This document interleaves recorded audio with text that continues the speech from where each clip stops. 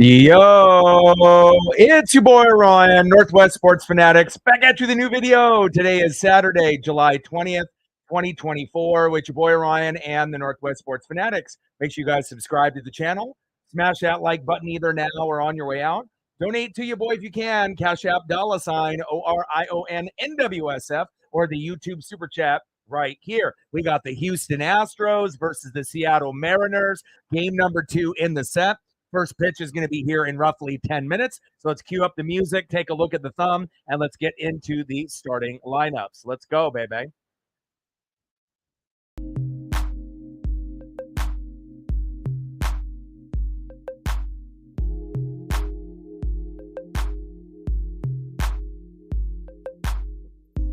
And on the thumb, on the left, we have Alex Bregman. And on the right, we have big dumper, Cal Raleigh. Let's start off the starting lineups with the visiting Houston Astros.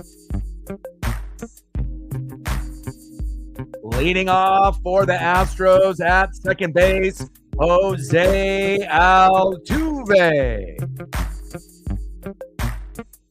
Batting second for the Astros, third baseman, Alex Bregman. Batting third for Houston, DHing tonight, Jordan Alvarez. Batting cleanup, batting fourth, catching tonight for the Astros, Yanier Diaz. Batting fifth, playing first base for H-Town, John Singleton. Batting sixth, playing shortstop, Jeremy Pena. Batting seventh, playing center field for Houston, Jake Myers. Batting eighth, playing left field, Joey Loperfido. And batting ninth, playing right field, Trey Cabbage. And on the mound for the Astros with an 8-5 record and ERA of 3.66, it is Framber Valdez. Now let's get into the starting lineup for your Seattle Mariners. Leading off for the Mariners at shortstop, J.P. Crawford. Let's go, JP. We're going to need you. And again, when you and Julio get going early, the rest of the team follows. Bring that electricity, not only with you in the box, but on defense as well, and we'll be okay. 4 runs, 7 to 10 hits. That's got to be the goal. JP Crawford, help us get this going. Batting in the 2-hole, playing left field, Victor Robles. Batting third, playing center field, no-fly zone, Julio Rodriguez. Let's go, J-Rod. We need you, baby. Batting cleanup, batting fourth, DHing tonight, big dumper, Cal Raleigh. Batting fifth for the Mariners, catching tonight, Mitch Garver. Batting sixth for Seattle, second baseman, Jorge Polanco. Batting seventh, playing third base tonight, it's Demo Dylan Moore. Batting eighth, playing right field this evening for the Mariners, Mitch Haniger. And batting ninth, playing first base for Seattle, Ty France. And on the mound for the Mariners with a 7-7 record and an ERA of 3.29, it is George Kirby. And like I mentioned multiple times on the stream, make sure you guys are taking care of your mental health, addiction, depression, anxiety. These are things that a lot of us are going through right now or have in the past. So if you feel like you're slipping a little bit into the darkness, make some minor adjustments to your daily routine. If you're not exercising, get outside, get a walk. You'll be really surprised on how good it'll make you feel after you complete that task. And if you're not eating healthy, give it a try. Instead of eating fast food every day, try eating a couple of healthy meals throughout the week. You'll be really surprised on how that'll make you feel. And number 3, make sure you're listening to at least 30 minutes of music every day. And if you do that, it'll help you climb out of the darkness a little bit quicker and help you win the day. Let's go, baby. Astros, Mariners, first pitch is going to be here in roughly 5 minutes. Hope everyone is having a fantastic Saturday evening. Game 1 was won by the Astros last night, 3-0, and hopefully the Mariners can bring a little bit better effort in the box. And we're going to need 4 runs, 7 to 10 hits if we want to be able to win this matchup. And then we play tomorrow at 1 o'clock Pacific, and I will be live streaming that. And then we got Ronel Blanco for the Astros going against our guy, Brian. Woo! And hopefully we can get it done. Let's go, baby. Let them know. Let's get to 100 and don't knows. Let's do it. Like, sub, donate, comment, share. Let them know. If you do have a Twitter/X account and you want to do your boy a solid and like and retweet the post, that would be great. But bottom line, we want to make sure we're getting 20 likes within the first hour, 30 to 50 overall. We've been very good at that. And then we're always going to shoot for 100 and donos on every single stream. Let's go, baby. Can't get any worse than it was yesterday, at least for us Mariner fans.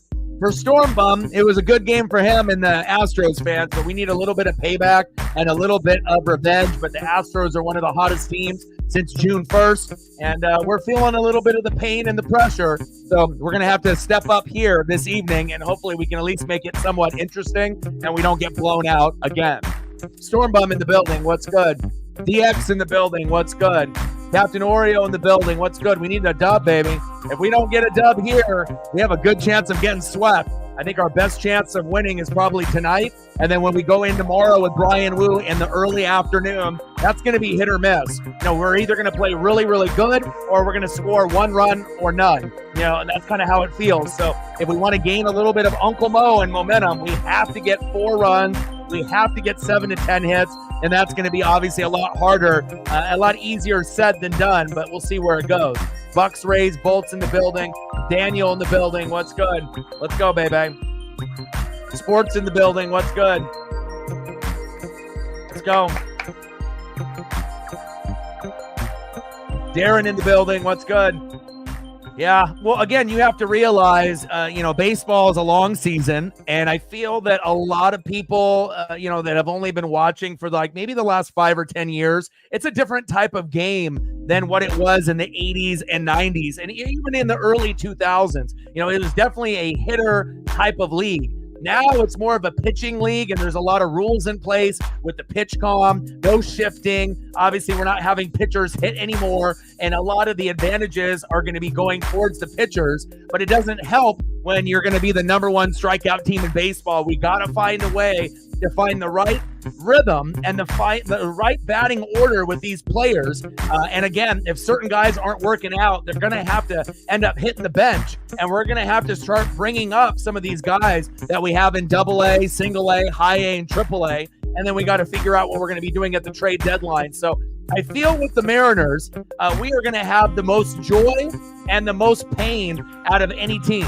You know, again, as far as our fan base is concerned, because obviously we're going to get very excited when we get those big dubs. But again, no one is facing, this type of scrutiny, game in and game out with not being able to hit than the Seattle Mariners. So again, it's definitely going to be tough, but we got to weather the storm, and we just got to take it 1 bat at a time, 1 out at a time, 1 inning at a time, and then see where, the cards fall at the end of the day. And there's a good chance that the Astros and Mariners are both going to be in the playoffs. The real question is, who's going to end up winning the division? Is it going to be the Seattle Mariners, who were hot early on, and then the Astros were struggling? Or is it going to be the Houston Astros that were not very good early on in the season, had some injuries and weren't playing well, but have been extremely hot since June 1st, 2024? So, it should come down to the wire. I predicted at the beginning of the year that I thought the Mariners could win 90 to 95 games, but Houston is right there with us right now as well. So hopefully it ends up being a good series. But again, for us to be able to be competitive, we have to be able to win here tonight. We cannot put up a donut like we did yesterday. And it just sucks when you end up having decent pitching that gives up 3 runs or less. And like I said last night, a lot of times when you end up getting down 3-0, it feels like it's multiplied. It feels like 6-0. Now, if we were able to score, 5 runs, 7 to 10 hits on a regular basis, like we did in 2022 and 2023, 3-0 ain't shit. We know we can get that. But this year, it's completely changed. And sometimes it feels that we can't even get a run, and that's definitely, it hurts. Let's be honest. Only one word that we can really describe it. It fucking is painful and it hurts, especially when you got one of the best pitching staffs, in Major League Baseball. But we have to pray. We have to stay positive. We have to weather the storm, and hopefully we end up having a good performance here this evening. Let's go. Let's go, baby.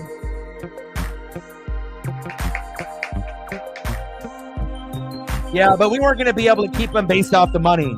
Jared Kelenic, it was a little bit of the immaturity, but obviously the bat has been very good for the Braves. Eugenio Suarez, obviously, is more of a power hitter than Hollywood Josh Rojas, but Rojas' defense is similar to Eugenio Suarez. The difference is good vibes only with Gino, and we obviously liked him, in the clubhouse and whatnot. But again, this is the Mariners. Sometimes they let, go of certain individuals, whether they feel it's not a fit, whether they don't want to pay, and that's usually a big part of the scenario is they don't want to pay money, and they would rather try to find a cheap replacement. But as of this year, Jorge Polanco and Mitch Garver and Luke Raley, they've had their moments, but I know a lot of us would rather have Teoscar, Jared Kelenic, and Eugenio Suarez if we had our choice. But again, the Seattle Mariners typically don't want to spend money, and we'll see what they do here at the trade deadline if we end up bringing in another bat or two, because we're going to fucking need it.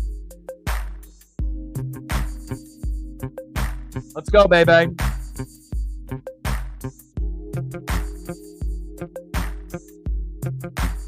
And on the mound for the Mariners with a 7-7 record, ERA of 3.29, George Kirby. Go, George. We're going to need a good outing here.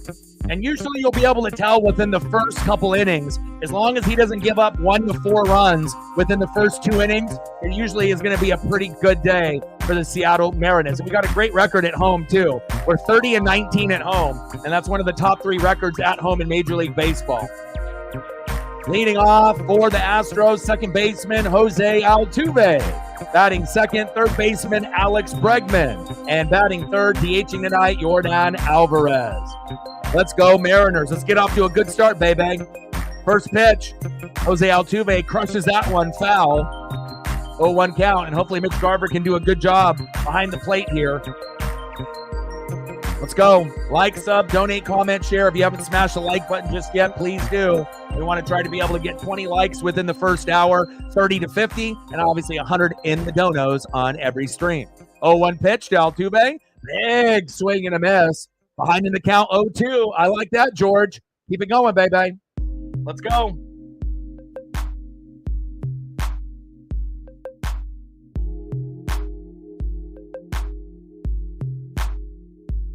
Oh-2 pitch.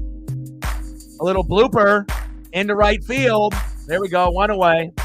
That's good stuff there. All right. Looks like we are off to a very good start. We're at 15 likes. We got 18 people in the room, but we'll have more that kind of trickle in, and we should be able to get 30 to 50 likes overall. And we've been doing pretty good on the broadcast. We're going to be usually hitting right around 1,000, unless we end up getting, some type of algorithm boost where we can get over 1,000. But hitting 800-900,000, somewhere in that range. Obviously, since we're not using the Twitter/X at the moment, the numbers are still right around where they need to be. Next up is Alex Bregman. That fouls that one back. 257 average, 12 homers, and 47 ribbies here in 2024. The one thing that's the most impressive right now about the Houston Astros is that they've had one of the best records in baseball since June 1st without Kyle Tucker. Now, Kyle Tucker is arguably their best hitter as far as technique overall on this team. And they got Altuve, they got Bregman, they got Yordan Alvarez, they got Jeremy Pena, they got a bunch of studs. They got a lot of great players on the team and a lot of great pitching as well. But to not have Kyle Tucker with that, thigh contusion where he ended up fouling a ball off himself. They don't know when he's coming back. And we have to be very grateful that we don't have him here in the lineup because, obviously that's one extra piece. But that's what makes it so impressive for Houston, that they arguably don't have their best player or one of their top players, top two, top three, now, not playing, and they're still able to do the damage against the rest of the teams in MLB. Little dribbler, throw to first from Polanco to France. There we go, 2 away. DX with a 10er, appreciate you. Stacks on stacks, racks on racks, a little cactus jack, bang, bang. $10 holla, 90 to go to hit the goal. Let me know what you want to do for photos, and I got you. I started to watch a little bit of the Xfinity race, and I caught on social media the last 2 laps. Pretty exciting. Anytime you end up doing the Brickyard, it ends up being usually must-see TV. Can't wait for tomorrow to watch the NASCAR Cup Series. Yordan Alvarez is up next. 297 average, 19 homers, and 52 ribbies so far here for Houston in 2024. Let's go, Kirby. We got to stay clean in these first couple innings. Let's go, George. And we're wearing the Northwest green tonight, the teal. And hopefully we'll have some good results. We lost our very first game with those City Connects all season. So hopefully these teals will bring us a little bit of good luck. Which is inside, 1-1 count, the Yordan Alvarez. Hope everyone's having a fantastic Saturday, and I'll be here on Sunday lunchtime around 1 o'clock Pacific for the last game in the set, Ronel Blanco versus Brian Wu. Big swing and a miss, behind in the count 1-2. Let's go, baby. Caitlin Clark, I got you.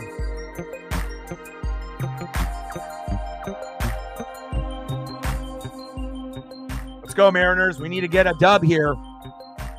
This is going to be definitely a battle. And it wouldn't surprise me if the Rangers get hot at some point, at some point in July and August or September.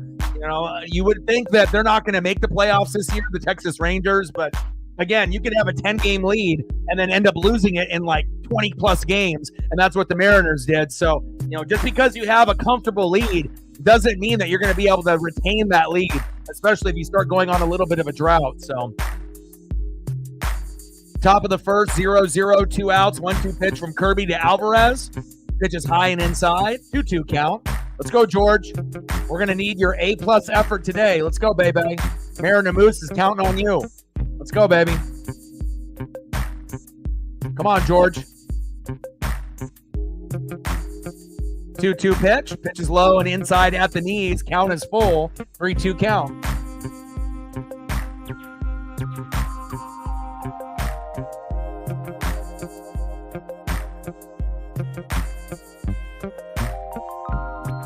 Best record in baseball, like I mentioned, since June 1st, the Houston Astros. 3-2 pitch. Yordan crushes that one about 2 miles up into the air, drifting foul. Great souvenir for a fan there. Lauren in the building. What's good?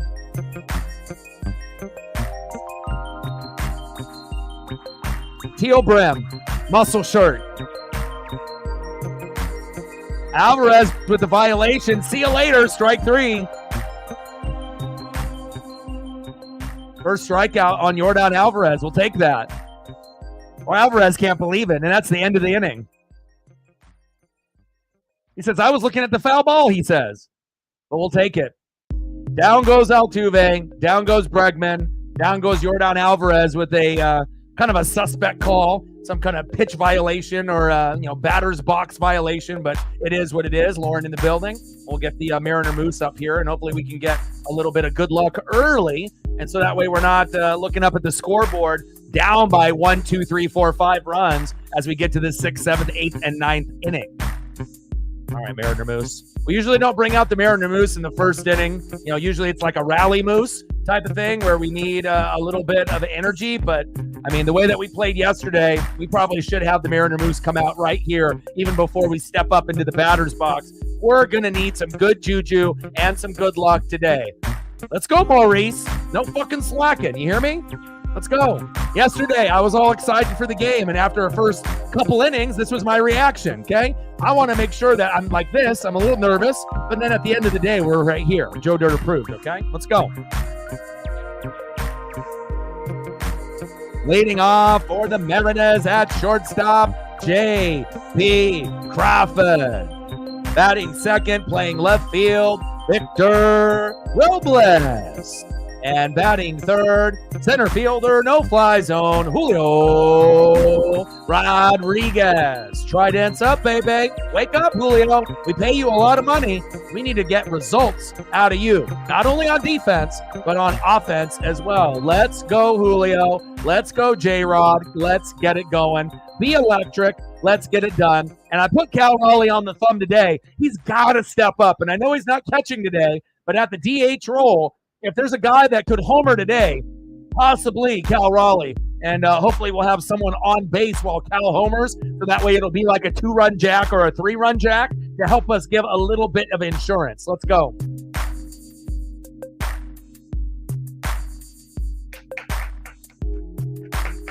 Let's go, baby.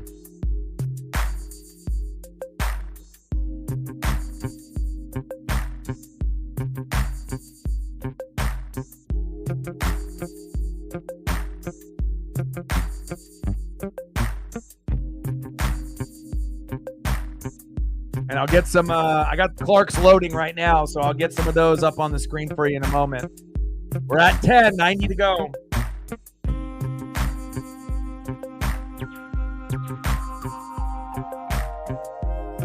Pitch on the corner for a strike, 1-1 count.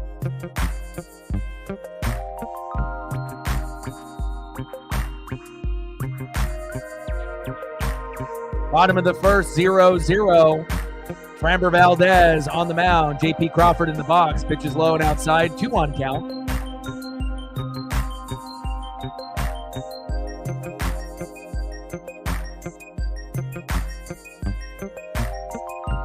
Are we going to have people get ejected? What's going on here? J.P. Throw to first. Little dribbler. Easy out there. Out number 1 for the Astros. Next up, left fielder, Victor Robles. Come on, Victor.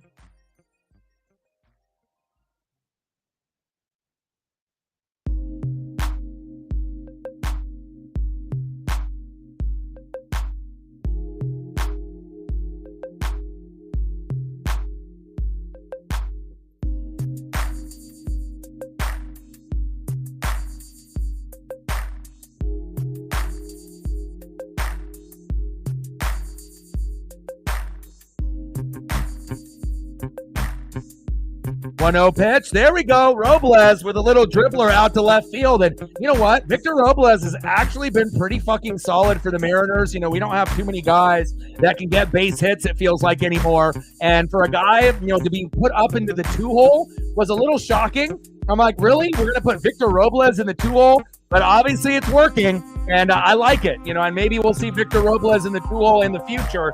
And there we go. Nice job by Victor getting a base knock here in the bottom of the first inning. Now, can we end up following it up with a few more hits back to back to back so that way we can at least get an RBI opportunity or possibly, you know, a good pitch down the middle to see if we can pull that yard and see if we can get a home run at some point in the next, you know, few innings here. We need it. Next up is Julio Rodriguez. Fouled that one back behind in the count 0-2, 265 average, 10 homers, and 35 ribbies for Julio Rodriguez. Numbers are way, way down from his Rookie of the Year season in 2022 and his 30-30 season in 2023. But I don't think he's washed. I don't think he's a overrated player overall. I mean, you got to think the guy's only played 3 seasons. This guy's going to be playing 15 to 20. So there are going to be times where he's going to play really, really well, and he's going to exceed the expectations. And there's going to be a few seasons, you know, probably sprinkled in between that are going to be a little bit of a disappointment. But at the end of the day, we got to be able to support Julio and hope that he can turn it around. I mean, we're already obligated with him with the contract, so it's not like we can trade him away or get rid of him. And I don't think many Mariner fans would want to trade him away or get rid of him. We do get frustrated with him in the box, but, he is one of those popular players that loves the game, and hopefully he can get back to that. Just needs to be able to find a little bit of plate discipline, and then he can get his game back on track. Bottom of the first, 0-0. Runner at first, Victor Robles. 1-2 pitch from Valdez to Julio. Big swing and a miss. Sliding into second. Safe.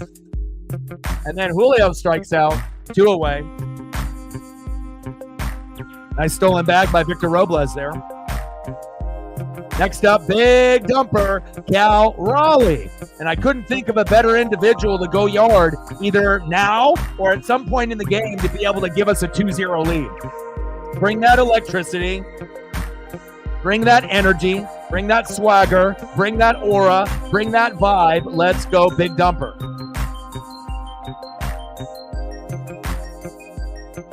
Come on, baby.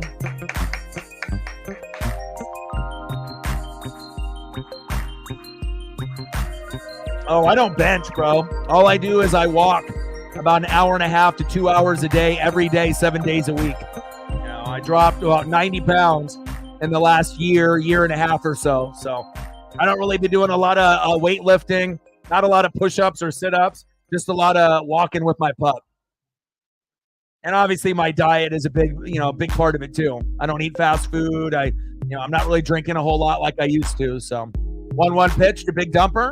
Chopper towards third base, foul. 1-2 count.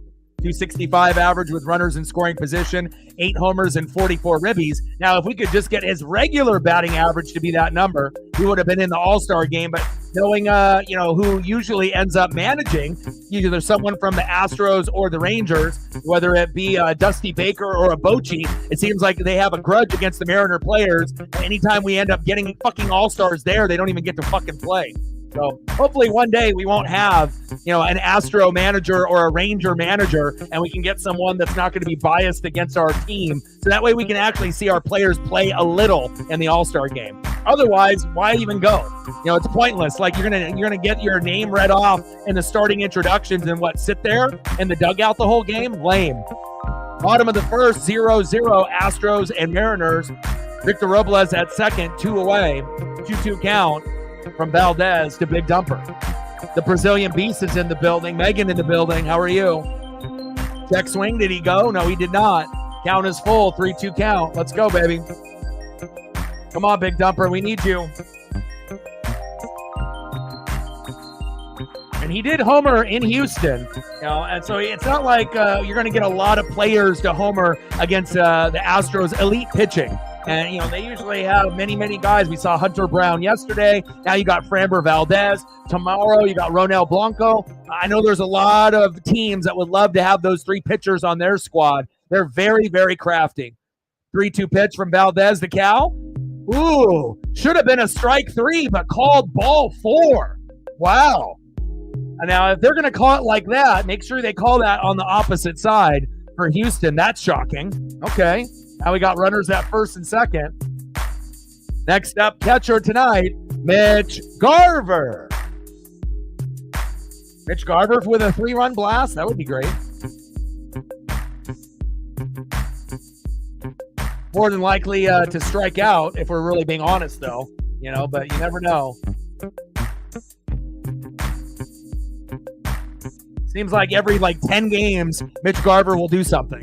It's like a lot of times it will either be hit by a pitch or a walk, but a lot of times he's going to go 0 for 4 or 1 for 4. But a lot of times it's, not really a significant hit. 172 batting average. He does have 12 homers, but again, it's very far and few between. But I'm hoping, homer number 13 happens right now.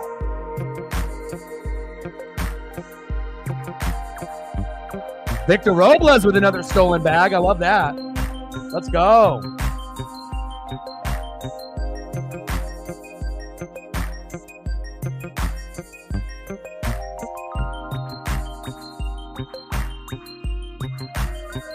Runners on the corners. At least we're being aggressive. Nice job, Victor. We love that. Victor being super aggressive.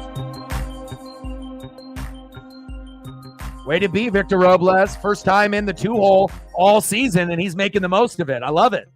Let's go. Pitch in the zone for a strike. 2-1 count to Mitch Garver.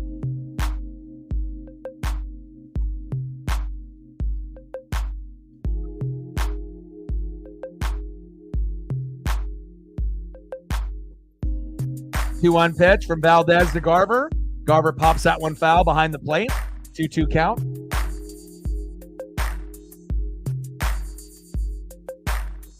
I think there's a very good chance, if the Mariners and the Astros, we are the two best teams this season. It just feels like the Rangers, they could possibly catch up if we keep slumping, but at the end of the day, it should be, the Astros and Mariners, you would think. Big swing and a miss, and they leave bases loaded, stranded. What's new? It wasn't bases loaded, but it felt like it. Runners on the corners. End of the first inning, 0-0 Astros and Mariners.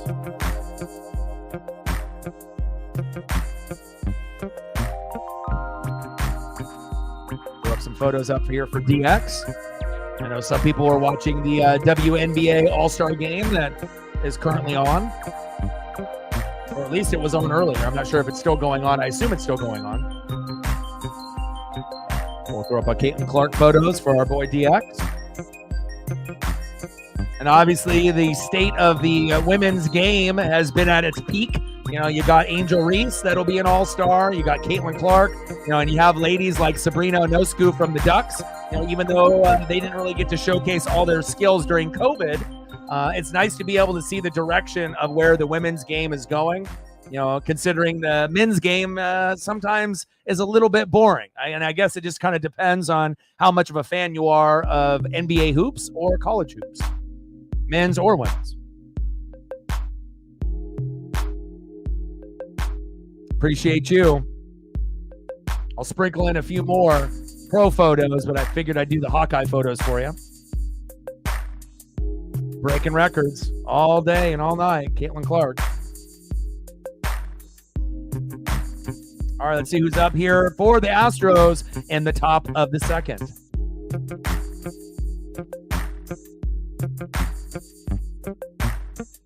Leading off for the Astros here in the cleanup spot, catcher Yanier Diaz.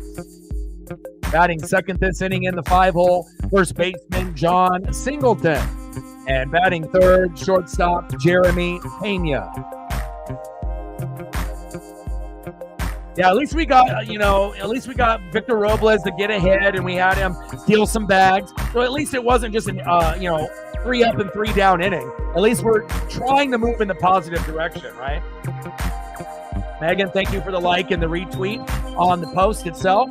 We ended up hitting 20 likes within the first hour, within the first 32 minutes. That's awesome. We got 24 people in the room. We need 4 more of y'all to smash the like button. And again, we want to try to hit 30 to 50 within the stream. So if you haven't smashed the like button yet, please do. We're at 20. Let's try to get to 50 tonight. Kirby to Diaz. That one fouled off. 1-1 count.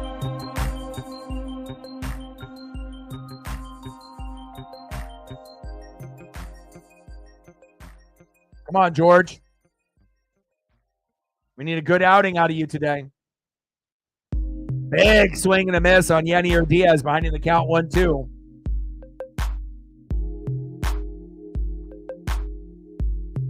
Baby steps, you just got to stay positive and hope that, at some point, something good will happen. We might have to wait, obviously for Framber Valdez to go out. But again, their bullpen and their closers, they're not easy. Like I said, this team is the hottest team in baseball since June 1st. So again, we're going to have to give everything that we got. Kirby's going to have to give up 3 runs or less, preferably 2 or less. And we're going to have to score 4 runs, 7 to 10 hits, more than likely to be able to beat a team like Houston or any quality team in baseball. So 2-2 count to Yanier Diaz. Let's go, baby.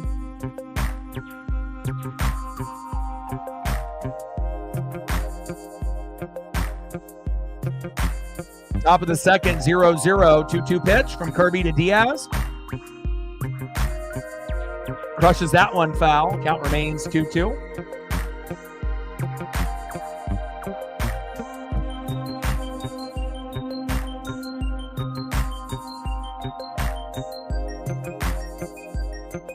Yeah, we need George Kirby's knuckleball for sure.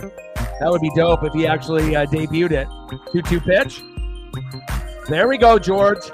That's my boy. And again, normally we would be shooting for 8 to 10 Ks, out of Castillo, Kirby, Gilbert, Wu, our main guys, right? But again, it seems like, it's usually 4 to 7 Ks. But if we can get a win with 4 to 7 Ks, we'll take it. There we go, George. Nice job. But it would be nice to be able to get Castillo and Kirby and Gilbert, and Miller and Wu back, to the point where they could get to 8, 9, 10 Ks, just like, the opposing pitchers get against us. I mean, fuck, we end up striking out 10 to 15 times. It doesn't matter who the fuck we play, right? We could play someone that's got a 10-1 record and ERA of 1, and they can get 10 to 12 Ks, right? Or we could play someone that's got 1 win and 10 losses and an ERA of 11, and they still find a way to get 10 Ks. That needs to be corrected. Again, it's not a good look to be known as the number 1 strikeout team in baseball, or possibly one of the, most, of all time, Little dribbler past third base. Go, go, go. Get it. Wow. Tiptoeing in my Jordans. All right, John Singleton. That was just kind of a weakly hit, bloop towards third base, and it just rolled down the third base line. Now, I don't know if that would have happened if that was Hollywood Josh Rojas at third, not Dylan Moore, but fucking A, man. No one was over there. What the fuck? Next up, shortstop, Jeremy Pena. I mean, there was Dylan Moore was 15 feet away from third base. Come on now.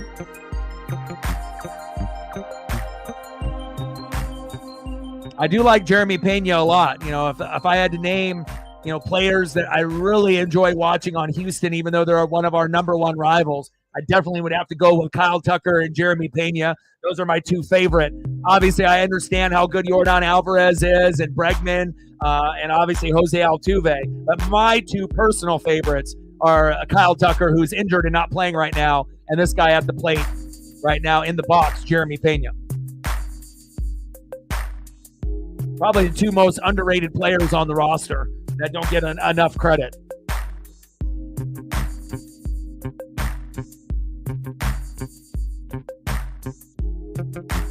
Top of the second, runner at second, 1 away, 0-2 pitch from Kirby to Pena incoming. Like, sub, donate, comment, share, help your boy out. Let's go. Let's try to get to 30 likes within the first hour. We're already at 20. 10 more to go. If you haven't smashed the like button just yet, please do. We got 29 in the building, 21 likes, so there's still 8 more. Help your boy out. It'd be greatly appreciated. It'll help the algorithm and the metrics tremendously once we hit 30 to 50 likes. Let's go. And this is the last hot day here in Oregon in the Pacific Northwest, around 95 to 97 temperatures. And then we're going to go down to the high 70s and the mid 80s. So I can't wait for this little cool down for the next 10 days here in Oregon. We've had a heat wave for about 2 weeks. Pena. Back, all the way to the warning track. Julio gets it. There we go. Singleton tags up from second to third. Nice catch by Julio. No fly zone. That ball definitely carried. Next up, center fielder, Jake Myers. Let's go. Come on, Seattle.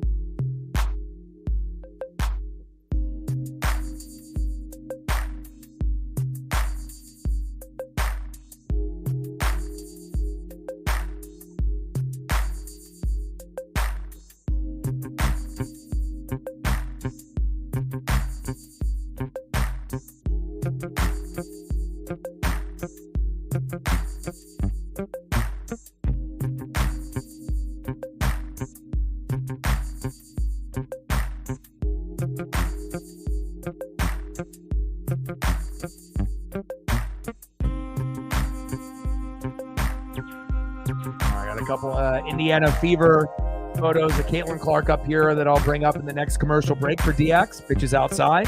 2-0 count to Jake Myers. Come on, Kirby.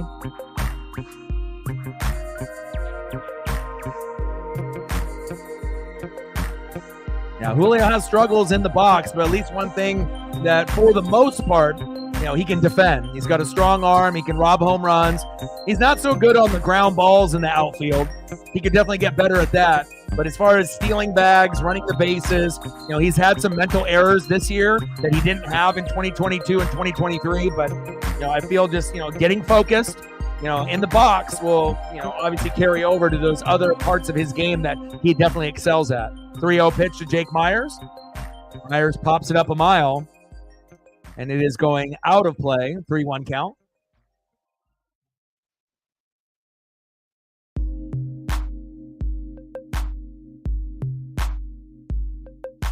.253 average, 2 homers and 27 ribbies was season with runners in scoring position here in 2024 for Jake Myers.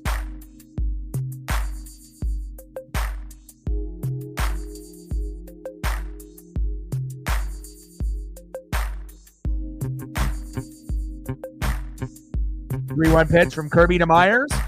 Little dribbler. Throw to first by J.P. Crawford. There we go. And we leave one stranded. Thank God. Let's go to the bottom of the second inning. Still knotted up here at 0. PJ in the building. What's good?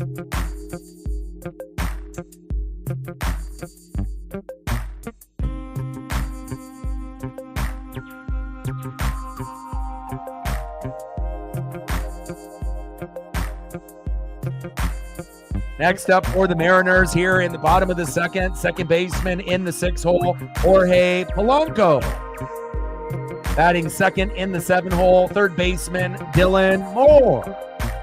And batting third, right fielder Mitch Haniga.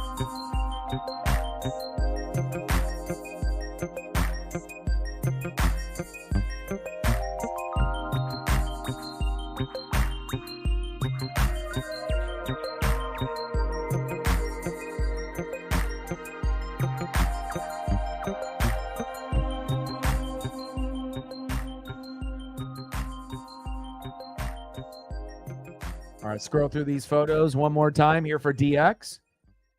We're at 10:90 to go.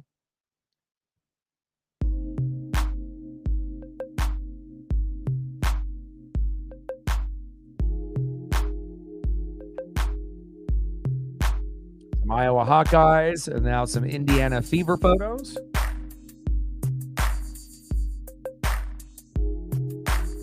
Draft day.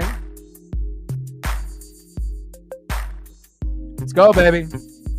Like, sub, donate, comment, share. Help your boy out. And we'll be live tomorrow at 1 o'clock Pacific for the rubber match, the final game against the Astros, game 3 of 3.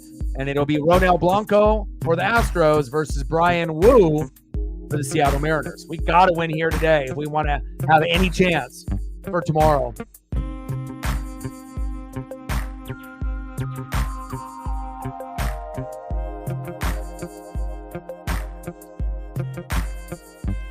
Scores above.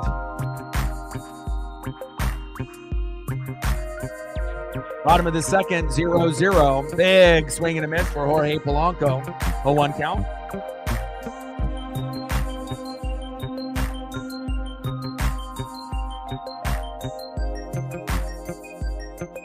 Chopper towards third base is foul. Behind in the count, 0-2. Come on, Polanco.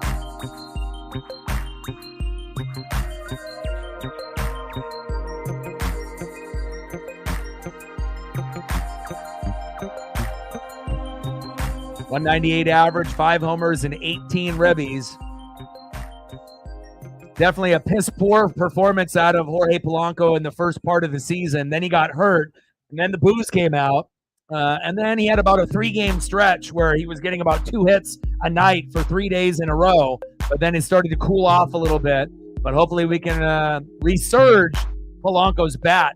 His defense has been okay. He hasn't been as much of a liability as of late, but hopefully he can find a way to be good defensively and offensively. Otherwise, Ryan Bliss is waiting in the wing. Chops that one foul. Behind in the count, 0-2. Pitch is low and inside. 1-2 count. So Jorge Polanco. 43 hits on the season, 34 singles, 4 doubles, no triples, and 5 dingers. Come on, Jorge. 1-2 pitch. Pitch is outside. 2-2 count. Come on, Polo.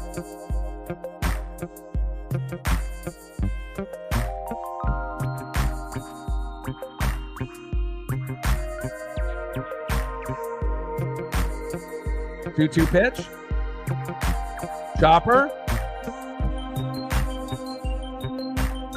Safe at first. Let's go.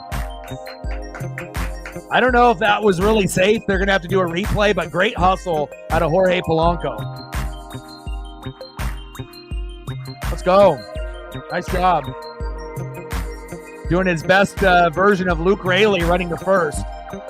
Goes off the one hopper. Looks like he's out. Oh, he's out. Easily out. That wasn't even close off that replay. But it's still, I like the effort out of Jorge Polanco running hard to first base, but he was easily out. That's one away. Next up, third baseman, Dylan Moore.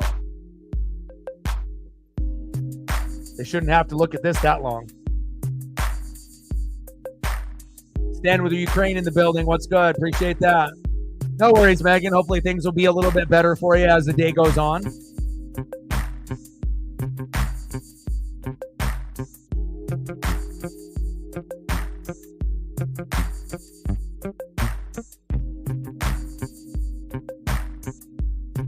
Mark in the building. What's good?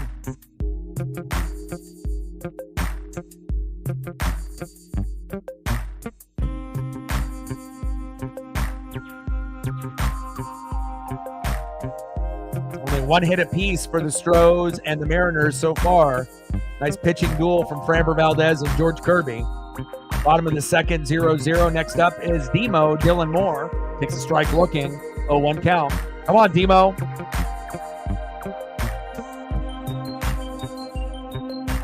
Pitches outside on the corner. Behind him the count 0-2.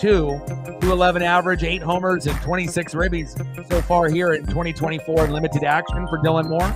0-2 pitch from Valdez. Pitch is low at the knees, inside. 1-2 count. Come on, Dylan.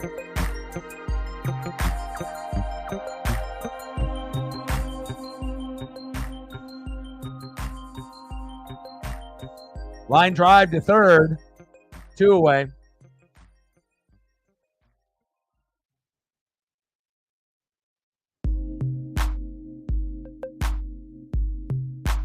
Next up for the Mariners, right fielder, Mitch Haniga. Go, Mitch.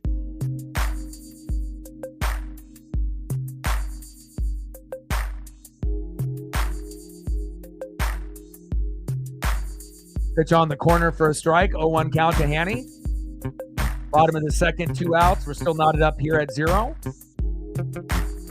Low and inside at the knees. 1-1 count to Haniger. 208 average, 8 homers, and 34 ribbies. We got to be able to find better players in right field and at first base. And they've rotated a few different guys to try it out. But hopefully we can end up making a couple moves at the deadline. We're going to need it.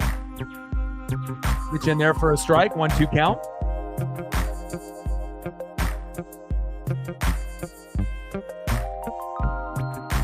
Big swing and a miss. Nice punch out by Framber Valdez.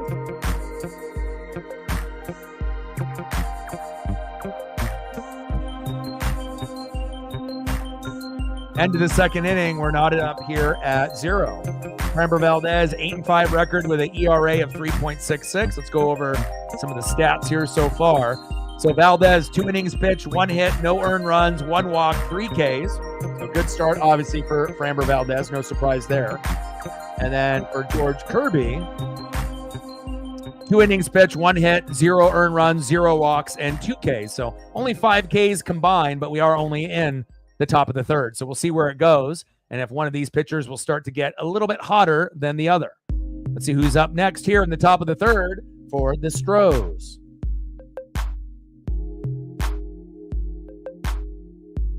Next up for Houston in the 8-hole, left fielder Joey Loperfido. Batting second in the 9-hole, right fielder Trey Cabbage. And batting third, 0 for 1, second baseman Jose Altuve.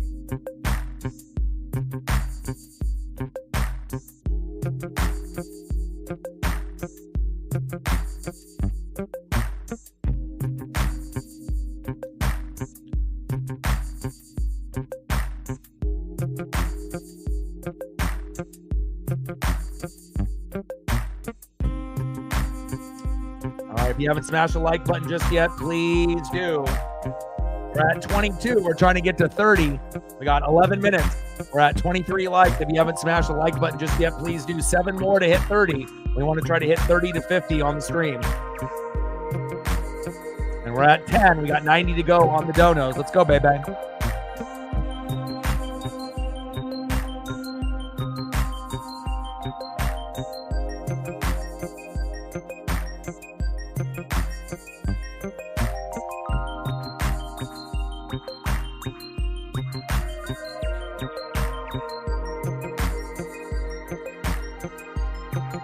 First pitch to Loperfido for a strike.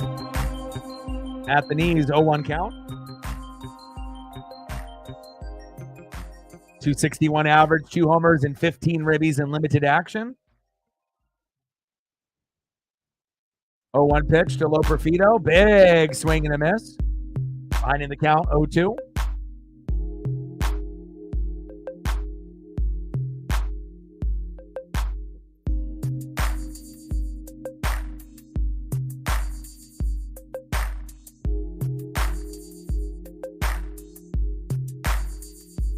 Pitch from Kirby to Loperfido.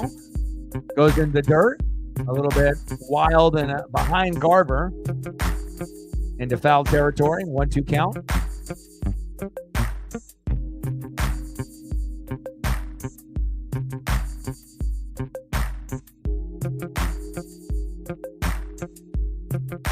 One-two pitch. Popped up. So Victor Robles in left field. A routine play. 1 away.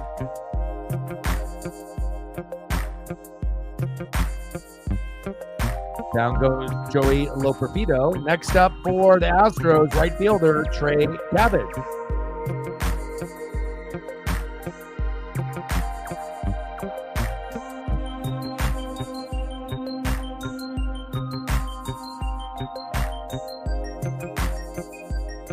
Carlos Santana has moved on. You know, after the Mariners, you know, he moved around from a couple different teams.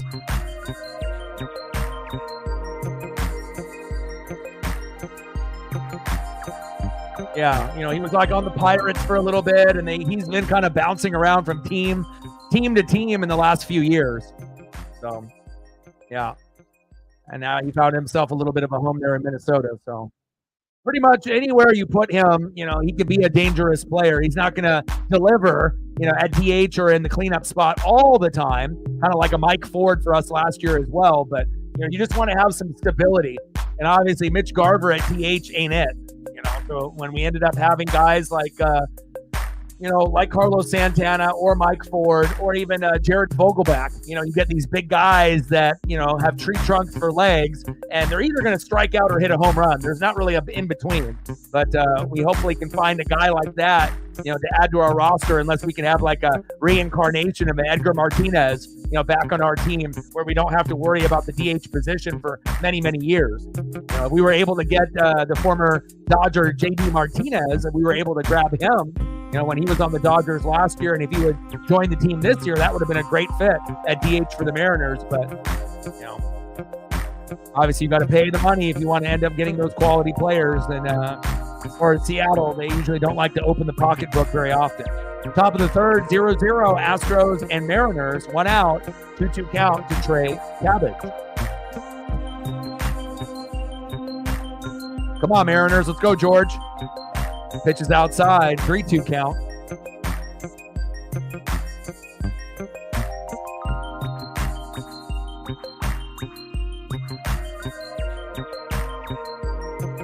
Let's go, George. Strike him out. 3-2 pitch from Kirby to Cabbage. Got him. There we go. I like that. Third strikeout for George Kirby. Mariner Moose loves it. Let's go.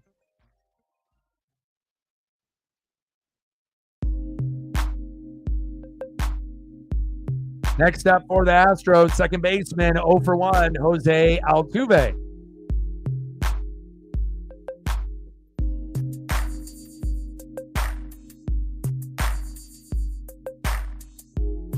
Pitch right down the middle for a strike to Altuve.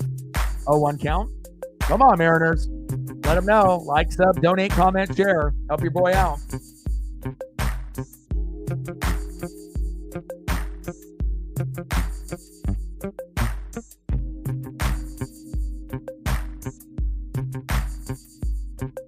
Gained a sub. Now we're at 62 to 20,400. Let's go.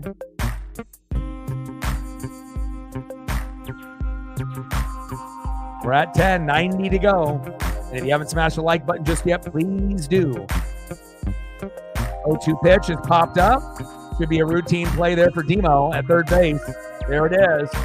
3 up and 3 down. Let's go to the bottom of the third inning. We're still knotted up at 0. Let's go.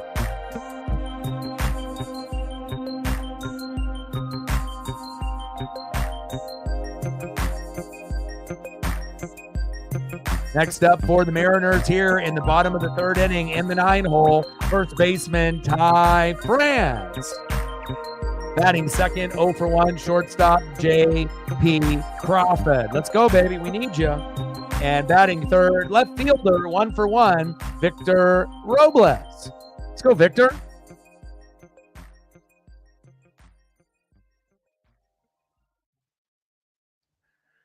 Yeah, so far it's been a pitching duel, and again, I don't really know, if either team is going to get 4 or 5 runs. I mean, at this point, it could happen, but it doesn't look like it's going to happen against the starters. It's not going to happen unless it's like the last inning before Framber Valdez, gets pulled. So if we can find a rally in the 5th to get that guy pulled before he goes 6 or 7 innings, then, that would be ideal for us. Same thing for Houston fans. If they can rough up George Kirby in the 5th, an inning before he's supposed to get out, that could help, with a little bit of an advantage. But it could end up being a scoreless or a very low-scoring matchup until we get to the 7th, 8th, and 9th inning. And who knows? We might end up finishing this game with a 1-0 win, or a 2-1 win. I don't know who's going to end up getting the dub, but the bats haven't really been lighting up just yet. But obviously that's due to pretty good pitching from not only George Kirby on our side, but also Framber Valdez on the opposite side.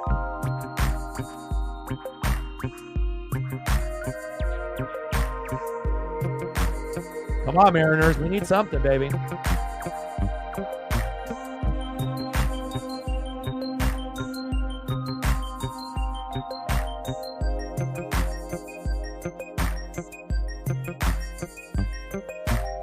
Enough of you.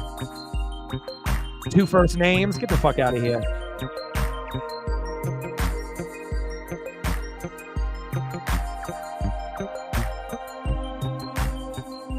And you were already doomed when people would bring up the cheating, and then you would have to say, oh, Boston did it worse, or everybody cheats. Yeah, this is not the right channel for you, my guy. Bottom of the third, 0-0. 1-0 pitch. Little bobble, throw to first. There goes Ty France. 1 away.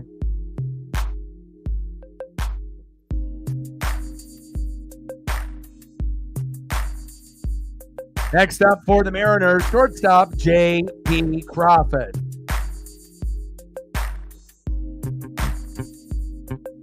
Yeah, I give everyone a little bit of time to show me who they are, and if you're not going to be able to take accountability for your own team's cheating, and the first thing out of your mouth is everyone cheats, which is not true, or Boston cheated more, which is not true. So, of course, if you're not going to be able to take accountability for your own actions or your own word, that's like you fucking up as a person and pointing the finger at everyone else but yourself. And we don't need fans like that here on this channel. Those are the fake fans. We want real fans here. Fans that can actually take accountability. Pitch right down the middle for a strike, 1-2 count.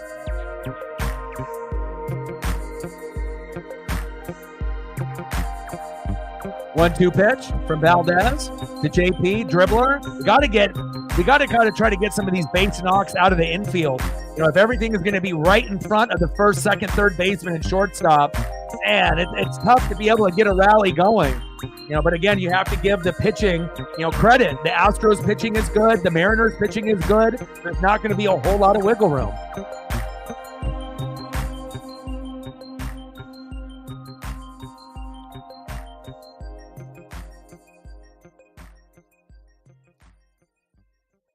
Big swing and a miss for Victor Robles, 0-1 count.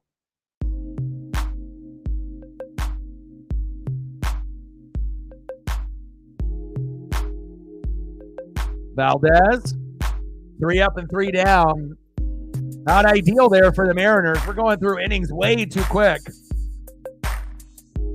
It's like we're going through the motions, I'd feel bad for people that actually went to this series. Like if you ended up, driving, like 3.5 hours to watch these games, and spend money to watch the Astros and Mariners, man, rough. Hopefully things will get better as the game goes on. End of the third inning, 0-0, Astros and Mariners.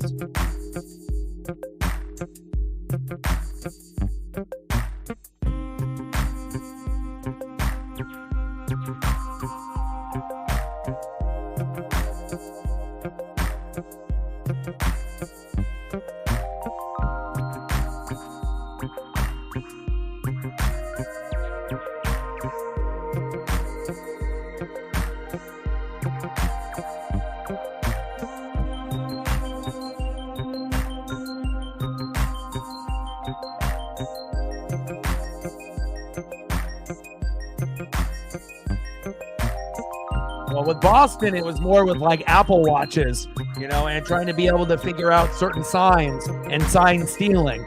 With the Astros, you guys were wearing buzzers, underneath your jersey. You had the garbage can scandal, 1 knock for the curveball, 2 knocks for a fastball, something of that nature, So obviously the extensive, measures that were taken, and, to be able to get the advantage. Again, there's going to be certain teams, they're going to steal signs, but I don't think teams really went to that extent, and let alone went to that extent and got caught. It's just like the Patriots when they ended up getting caught, with Belichick and Brady. Obviously we know Belichick is the mastermind with the cheating there, but again, he didn't care. Winning is winning to him. He didn't care about legacy, whether it's Spygate, Deflategate, or anything with a gate at the end of it, And even though time has passed, when you end up getting a black eye to your franchise for cheating, no one forgets. It's always going to be something that's stuck with you, as far as a fan or a player, And it's unfortunate but true. Just like the guys that in the 80s and 90s that did steroids and PEDs and Valco, those guys like Barry Bonds and Roger Clemens, right? Mark McGuire, Sammy Sosa, Jose Canseco, these guys are pretty much ruined, from either getting into the Hall of Fame or ever getting the proper accolades that they deserve because they cheated, whether it be a lower guy like, that's still popular like a Rafael Palmeiro, or someone that was at the top of their game like Mark McGuire at that time. But at the end of the day, a cheater is a cheater, unfortunately, and that's just how it goes. And especially with baseball standards, baseball fans just don't forget. So, it's just unfortunate that situation ends up happening, but again, you can always tell, when people are acknowledging what happened, or if they want to deflect what happened and act like nothing happened at all, or someone else did it worse. Top of the fourth, 0-0, Astros and Mariners, 2-1 count to Alex Bregman, right down the middle for a strike, big swing and a miss, 2-2 count.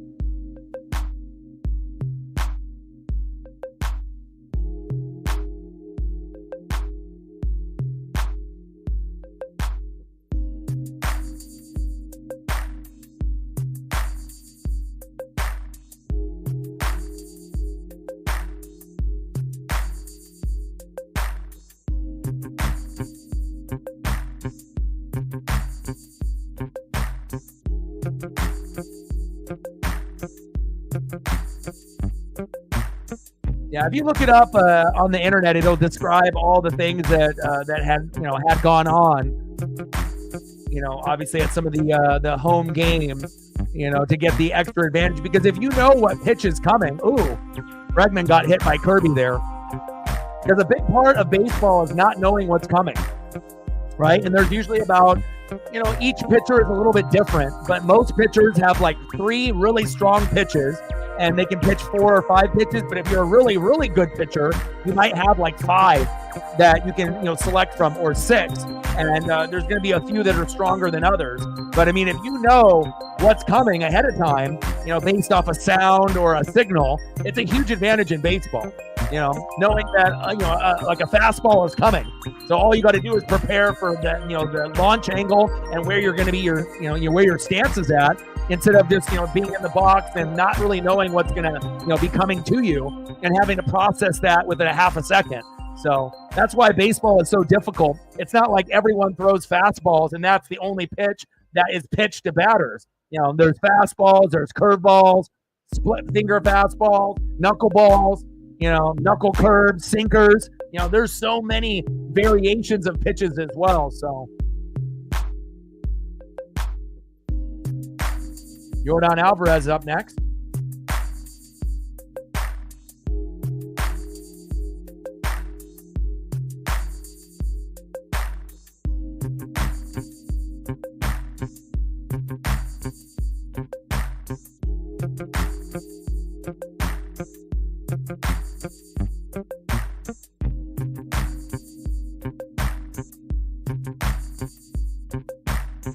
Top of the 4th, runner at first. Yordan Alvarez in the box. Wish the Mariners had a fucking Yordan Alvarez or a Kyle Tucker or a Jeremy Pena.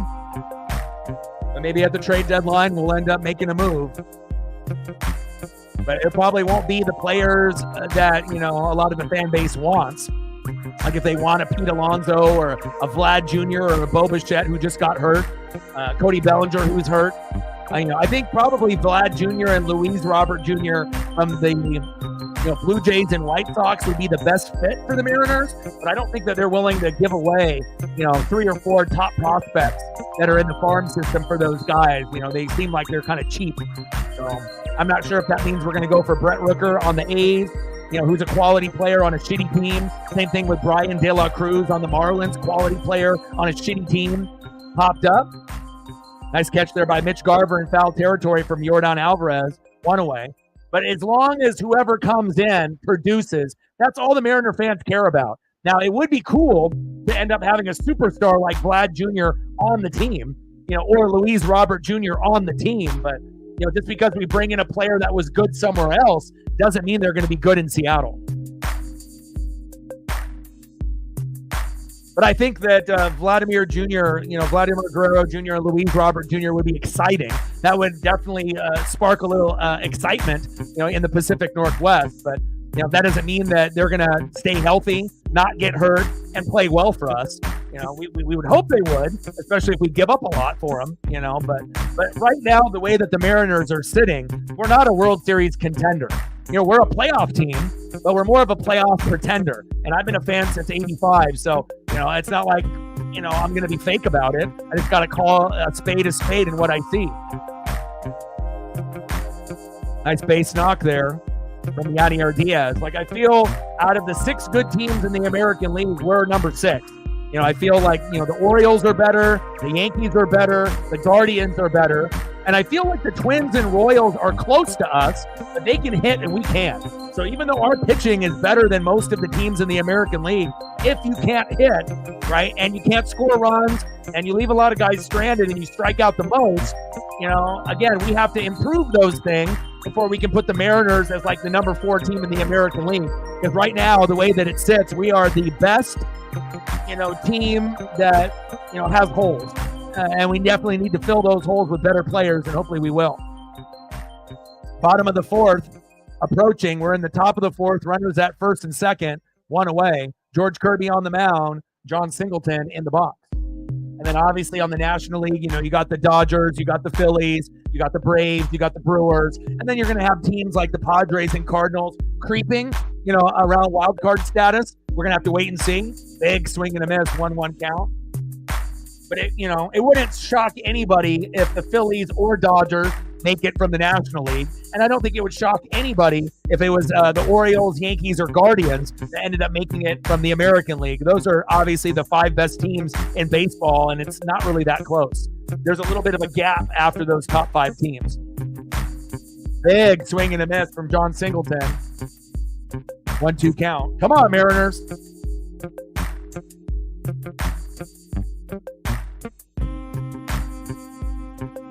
Our farm system right now is top 2, and we've never been this good in the farm.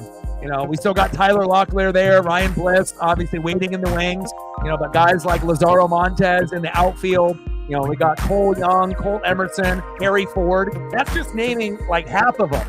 So that's just naming like 4 or 5 out of like the 8, 9, 10 guys that we have that could get called up. You know, but again, you know, does the organization feel comfortable enough bringing up AAA guys to replace guys like Ty France or Mitch Haniger? And they should be, but it definitely feels like the organization is a little loyal to some of the vets that we have on the team, even when they're sucking. Bregman steals from second to third. But at some point, you know, Haniger shouldn't even be playing. Ty France needs to be replaced at first base. But again, we need to get a better player at first base, defender, and obviously hitter. Tyler Locklear is waiting in the wings, but he might not be ready just yet. And then in right field, you know, if we could grab like a Luis Robert Jr., that would be great. You know, that would give us swag and, you know, give us another player to maybe lift Julio up when Julio is struggling. That way we could have like Luke Raley in left field, Julio in center, and then Luis Robert Jr. from the White Sox in right field. That would help us. But even if we added Vlad and Luis Robert Jr., we're still probably not making the ALCS or the World Series. You know, sad to say. You would think that, oh, if we add those 2 guys, you know, maybe we can make it and go all the way. I mean, it could happen, but just based on what I've seen up to this point, I still even thinking, you know, adding those 2 awesome pieces, we're still a few more pieces away from, you know, getting to that point. Unless all the other teams start getting hurt or go on a big slide. Go to first. Safe. And Bregman scores 1-0 Astros. Fuck. Red Sox are going to have a chance to make the playoffs. You know, they'll definitely have a chance. We'll just have to see how their health is, you know. But there's definitely more, I feel, flexibility, and there's a little bit more competitiveness in the American League and the National League. I think that there's better teams top to bottom in the American League than the National League. I feel the National League is kind of stacked at the top, you know, where you got like the Phillies and Dodgers, and then below them, it's like the Braves and the Brewers and the Padres and the Cardinals, like those teams. But there's like a gap, you know, between the top 2 and then the next 2 and then the rest. But again, it all depends if you get hot and healthy at the right time. And we've seen in the last 2 years, the Braves and Dodgers were the 2 best teams in the National League. But the teams that ended up making the World Series were who? The Phillies and then the Diamondbacks last year. So it doesn't mean that you have to win 100 to 120 games in the regular season. It's just about who gets hot and healthy, obviously, going into August and September. 0-1 pitch to Jake Myers. Big swing and a miss. Behind in the count, 0-2.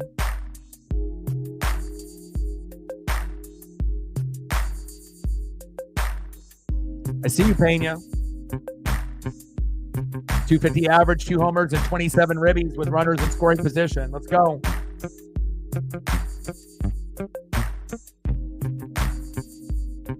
Yeah, and a lot of the guys that we have aren't going to be ready for another year to 3 years. Like, we could call them up and see how they do, but unless they're getting regular playing time, we're not going to be able to see how good they could become. You know, it's like giving Ryan Bliss and Tyler Locklear, you know, like 5 or 6 games, and then getting them, you know, set down, and then maybe waiting a month or 2, and then them coming up for 4 or 5 games and sending them down. We're never going to know how good they are unless they're up on the lineup, you know, on the main roster. So, but I like our farm system, and hopefully we don't trade away the whole thing for a couple big names. Big swing in the miss. Nice punch out there by George Kirby. See you later, Jake Myers.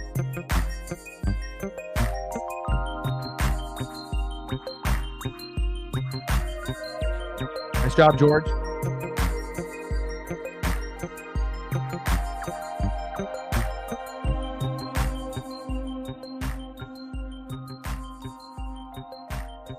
Let's go to the bottom of the 4th inning. Next up for the Mariners, 0 for 1 with a K, Julio Rodriguez. And we paid you all that money, and we love your defense, and we love when you steal bags. But again, when you're going to get paid like a top 5 player overall, you got to play like a top 5 player. And if you're not going to play like a top 5 player, at least play like a top 10 or a top 20 player, not someone that's like a top 100 player. And it's been rough watching Julio. He'll go through these stretches, where he looks electric. And then all of a sudden he'll go back to struggling again. And hopefully we can find a way for him to get on track again at some point tonight. Let's go. Batting second, 0 for 0, DHing tonight with a base on ball, big dumper, Cal Raleigh. And batting third, 0 for 1 with a K, catcher tonight, Mitch Garver. Let's go, Mariners. We're only down a run. Let's go.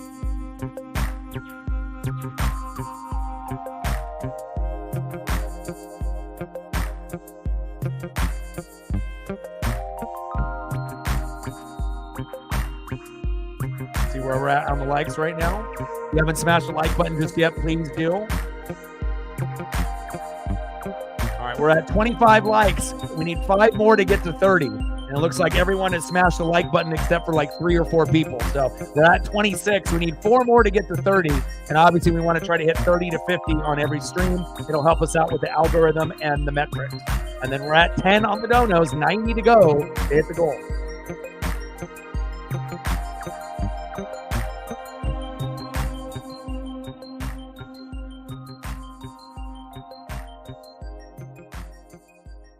Come on, Julio.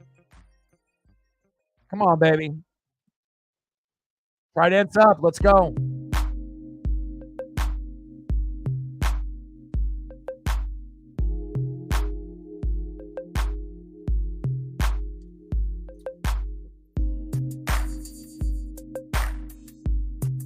Go, baby. Trident's up. We got to keep believing.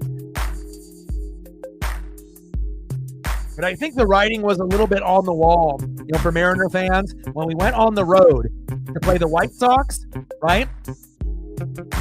The Miami Marlins and the Tampa Bay Rays. And we thought, okay, out of this like 10-game series, maybe we'll go like 8-2. But then I don't think a lot of fans thought we would win like 1 game out of 4 against the White Sox, since they're like the worst team in baseball, or one of the worst, right? And then we ended up going in with the Marlins and only winning 1 out of 3 there. And then with the Tampa Bay Rays only winning 1 out of 3 there. You got to be better than 3-7 on that road trip. So obviously we're much better at home than we are on the road. But again, we're starting to have problems at home now also. So hopefully ownership is taking note, and they're not going to be cheap, because if they really want us to be able to see how far we can go and to hit our true potential, we're going to have to make some moves in the next few years to be able to take that next step, instead of just making the playoffs or just winning the division. The goal is ALDS, ALCS, World Series, and then World Series win. It's going to take time for us to go through those progressions. Pitches outside to big dumper, Cal Raleigh, 2-1 count. Come on, big dumper, let's go.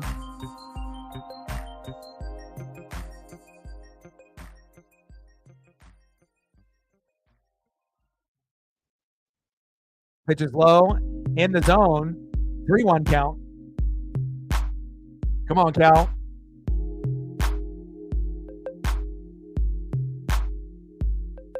Three hits by the Astros, only 1 for the Mariners. Come on now. Cal pops that one up. Should be a routine play for the Astros here. 2 away.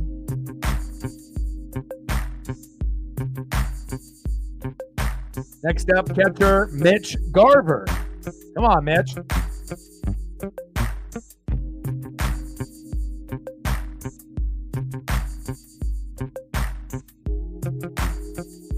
Four more likes to 30. Let's go.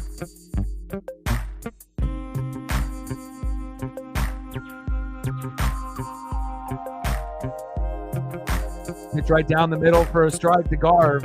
0-1 count. Man, Mariner moves. We need you. We need some good vibes. Pitches outside. 1-1 count.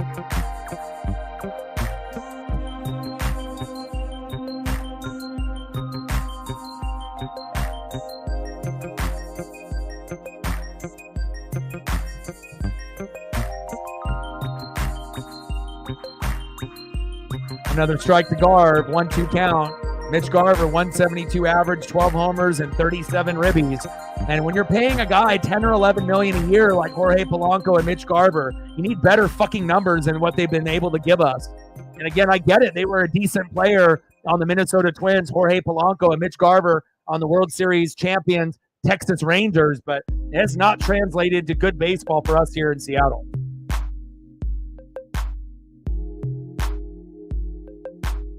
Framber Valdez, wheeling and dealing. We're going to have to wait till he goes out before we can start hitting. And that's sad to say, been the case for a lot of the pitchers that we've had to go against. That's why our best inning are the 7th, 8th, and 9th in 2024. We're not good in the first 6 innings in any game. Anytime we get runs or RBIs or any type of hits within the first 6 innings, it's almost shocking. Like, wow, we did it? You know?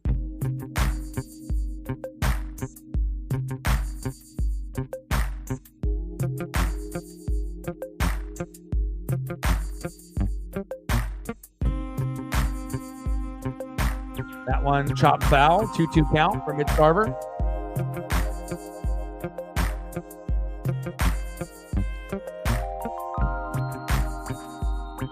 Come on, baby.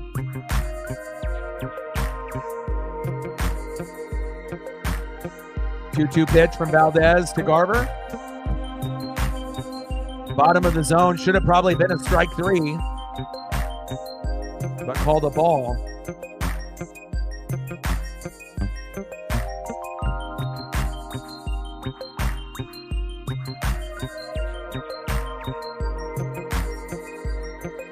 There we go. We'll take a walk.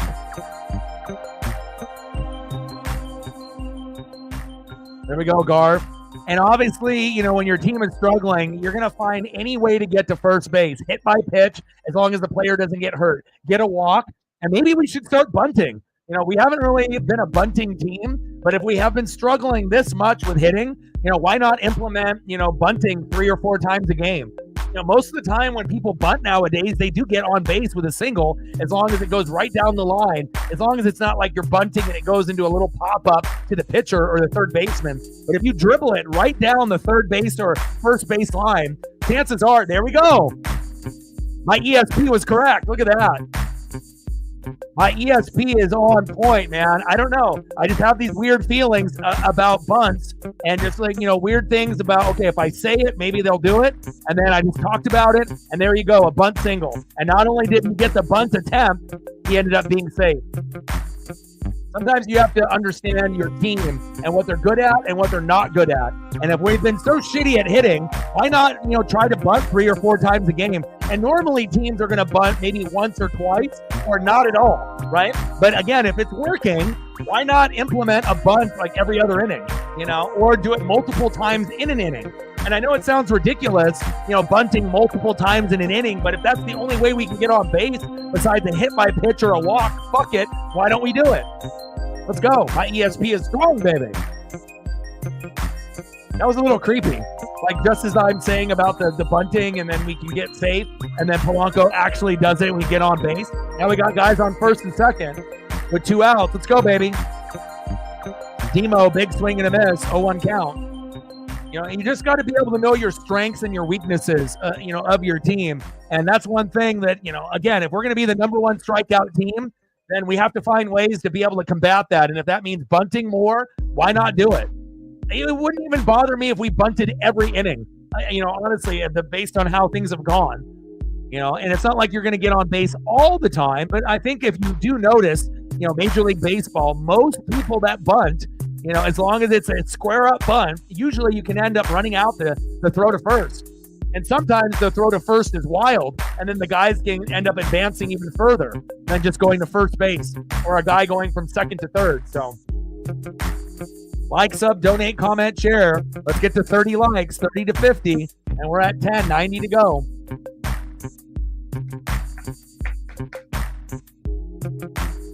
But one thing when I ended up looking at the, you know, the batting order today, you know, when the Mariners make their social media post, I didn't like the lineup. Like, I like George Kirby on the mound, big swing and a miss, but like, why the hell is Demo playing? Hollywood Josh Rojas should be playing. Luke Raley should be playing. But it is what it is. That's why I think a lot of us get frustrated with Scott Service, because he doesn't give us the best lineup. And of course, we suck. We strike out a lot. But again, you're going to have a better chance, to get some numbers out of typically Luke Raley and Hollywood Josh Rojas, even though they've been slumping as of late. But I think that we trust those two guys more than Demo or Mitch Garver or some of these other guys that they implement in the lineup. But again, I'm not managing the Mariners, and maybe I should be. End of the fourth inning, 1-0 Houston. But I did like that bunt, attempt. It worked. Hopefully we can implement a couple more bunts before the game's over. We're only down 1-0. Come on now.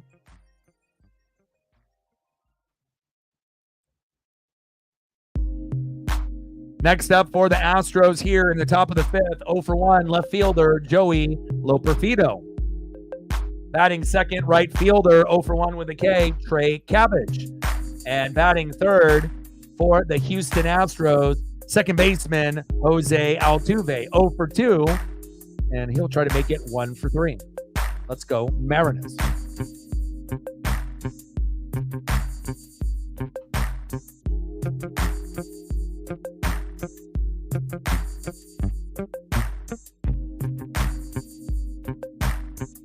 Two more likes to get to 30. If you haven't smashed the like button just yet, please do. One more like to 30. Thank you to whoever that was. We're at 29. We need one more to 30. Let's go.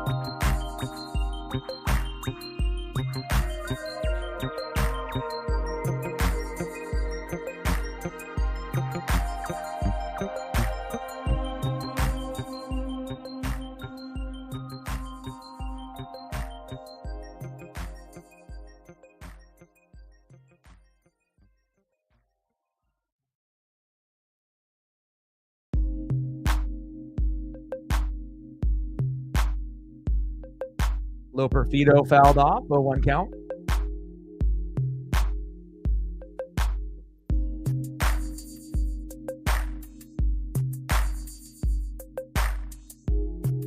Top of the fifth, 1-0 Astros. Come on, Mariners.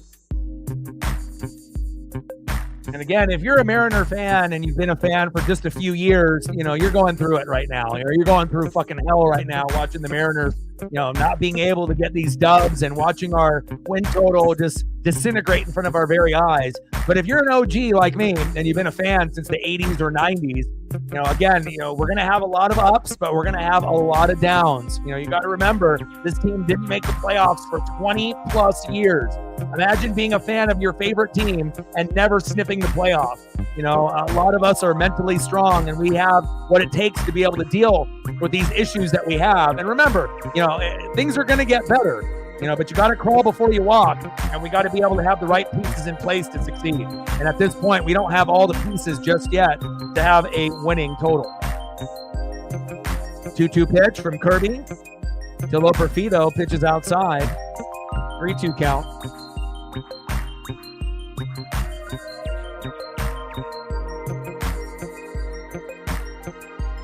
And like right now, for Mariner fans, since we struggle so much in the box, the game is only 1-0. And most teams and most fan bases would be like, shit, that's nothing, right? But for us, when we start kind of hitting a wall and then you start getting into that depressed mode, right? 1-0 feels like 3-0. Tell me I'm wrong. Because it feels like, even though that the game is attainable and we can win, but again, when you just keep seeing runners stranded or no one getting hits, it gets kind of like, okay, when is it going to happen? Is it going to be the fifth inning? Is it going to be the seventh inning? And then you're just kind of waiting. And then all of a sudden the game's fucking over.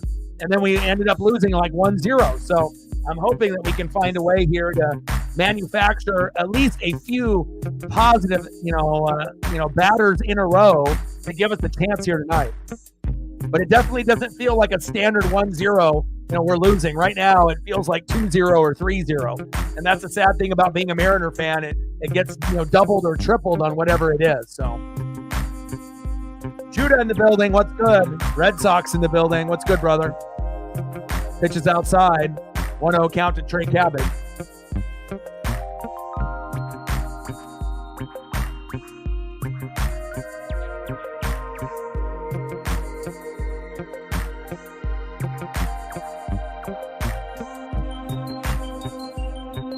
Like, sub, donate, comment, share.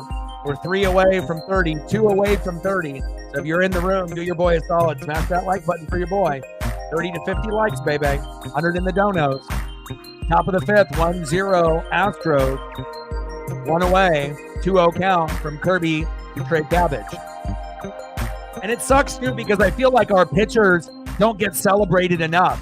Because when we end up having a great performance out of our pitching staff, but then we end up fucking losing 1-0 or 2-1 or 3-2. Like, we can't celebrate how good they did because the offense doesn't fucking help them out at all. And it hurts. Like when you end up having good pitching. We got a top 3 pitching staff, but we never can congratulate the guy at the end of the fucking night because we end up fucking losing most of the time because we can't manufacture hits, RBIs, or home runs. And that fucking sucks. I want to be able to give my kudos to Luis Castillo, La Piedra, and George Kirby, right? As well as Bryce Miller and Brian Wu and Logan Gilbert. But again, that's the difference between having pitchers that have good records, like 7-4, 8-3, 9-5, or what the Mariner pitchers typically have, which are going to be like 7-7 or 7-8. It's bullshit. But until we can start hitting, that's pretty much the way it's going to be. Cabbage, see you later. I like that. Nice punch out on Trey Cabbage. Nice job, George. And the big difference between the Mariner pitchers also from the last 2 years, our studs used to be able to get 8, 9, 10 Ks. Now we can't. Now our starting pitching staff, even though we're top 3 overall, we can only get 4 to 7 Ks. And then maybe one guy out of the starting rotation might sniff 9 or 10, maybe. But it's not going to be often. That's a problem. And it's not like we hit guys a lot or we walk guys a lot. It's like, our pitchers do a good job, but usually the bullpen loses the game for us or the hitters, which are non-existent. And hopefully that'll change. I know a lot of Mariner fans are getting sick and tired. I've seen the pitching do so well, and then we end up losing fucking 1-0, 2-0, 3-0. Because let's be honest, in baseball, if you give up 1 to 3 runs, that's not bad. That's what it's typically, what is usually going to happen. But you expect to score 1 to 3 runs to match. And the problem is the Mariners aren't, and that's why you end up having these fucked up losses where we end up losing and we have like goose eggs or only 1 run and a couple hits. That's unacceptable in a 9-inning game. 1-2 pitch, check swing. Even Paisley's getting frustrated. She's in here moaning and whining. She said, why can't the Mariners hit, Dad? I know. Fucking A.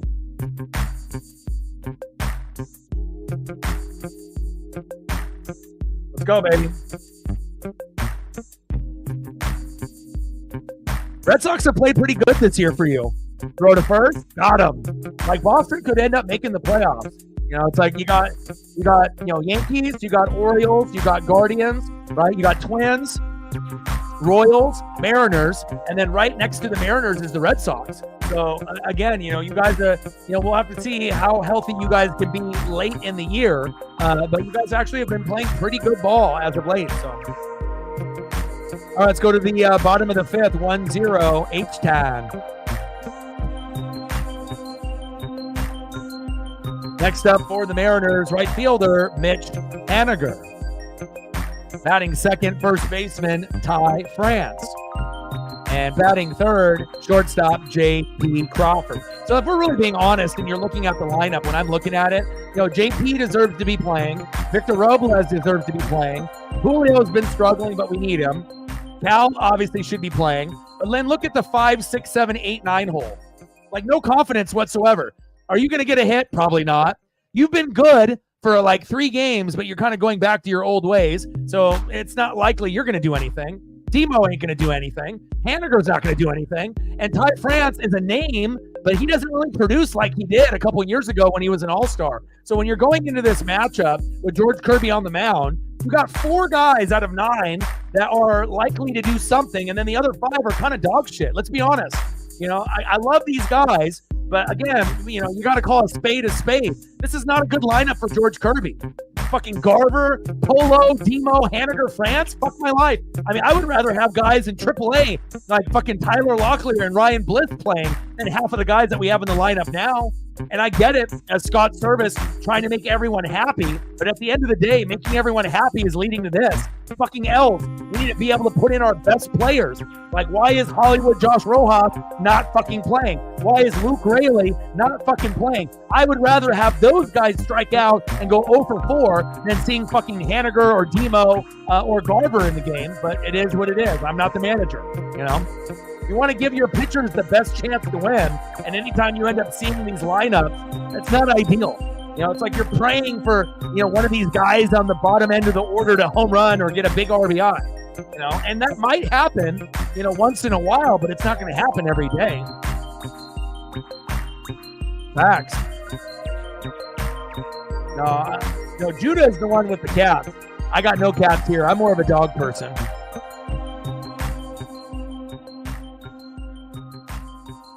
But Judah has got multiple kittens. Haniger, little dribbler towards third base, foul. But usually when I look at a lineup on Twitter/X that the Mariners put out on socials, and I'll share it with my best friend Justin in Reflect, who's a part of this channel, I can instantly tell, if I like the lineup or if I think it's garbage, and just especially when we're going against a good opponent like Houston, and we already got our ass kicked 3-0. That's the best lineup you have in a must-win game when we got Brian Wu tomorrow at 1 o'clock, and we're not very good in the morning and the early afternoon. So I think that's part of the struggles that we have. It's not only, Dipoto and the GM and the ownership, it's Scott Service, And I think that, he might be a top 15 manager, but I definitely think there's guys that I would rather have than him. I think he's kind of outwormed his welcome. Sometimes he makes a good decision, but for every good decision Scott Service makes, he makes 3 bad ones. But again, it's not like we're going to be able to get rid of Dipoto and Service at the same time. That would be nice if we could, if it would help us improve. But knowing the Mariners' luck, we would get rid of Dipoto and fire him, bring in the GM that's even cheaper and even worse than him, and then we get rid of Scott Service and get someone worse than him. And then go backwards in the organization. And I don't want that to happen. Big swing and a miss on Ty France. 1-1 count. Jason in the building. What's good? PJ in the building. What's good? France. Chop that one foul. 1-2 count. And even though Ty France was an all-star in 2022, we need to get younger. And if it was me personally, I would have Tyler Locklear playing first base right now, him or Luke Raley. But I know they want him to get more experience in AAA, but I think he's just as good of a defender, if not better defender, in his young career now. And I think he's a better hitter than Ty France. I feel Ty is like streaky. Every once in a while, he'll have like a 3 for 4 day or a 2 for 4 day. But it seems like, 1 out of every 10 games, Ty plays well. And if that's going to be the case, we might as well have Locklear come up and take his spot. But it is what it is. But France is a name. Just like Polanco and Garver, they're more like veterans, and they have this like political bullshit where they hang on to these vet guys and not letting the young guys play. And I get it. Ty France is a name, but at some point, enough is enough, right? And you have to move on, right? Ty France has not been good. Polo hasn't been good. Garver hasn't been good. A lot of these guys haven't been good. It's bad enough where the top of the order is struggling with like JP Crawford and Julio and Cal. The last thing that we need is to have 5 shitty batters after our studs, and they can't produce either. Big facts. It shows you how important JP and Julio are to this team. When they play well, guess what? We win. When they play shitty, guess what? We fucking lose. We need these guys to step up. JP. 3 up and 3 down again. End of the 5th inning. 1-0 Houston. Fucking A. Come on, Mariners. Because if we're going to still continue to lose, we might as well lose with guys that have swagger and aura, like Tyler Locklear at first base or Ryan Bliss. Give me those two guys over Ty France and Jorge Polanco. Ty France and Jorge Polanco are the bigger name, but again, if they're going to strike out every fucking time and be a liability, at second base and first base, you might as well go for the young guys. At least the young guys are going to be fan favorites and we can cheer for them. And if they fuck up, well, they're young. Who cares? But when you're an old vet and you fuck up, we have no patience for that. So we'll see where it goes. 1-0 Astros. Let's go to the top of the sixth. And I know I'm not the only person to feel that way. That we would like to be able to have like a youth movement for Seattle. Next up, 0 for 1 with a K. No. 0 for 1 with a run. Third baseman, Alex Bregman.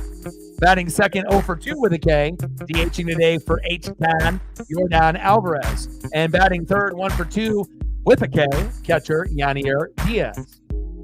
Let's go, baby. Like, sub, donate, comment, share.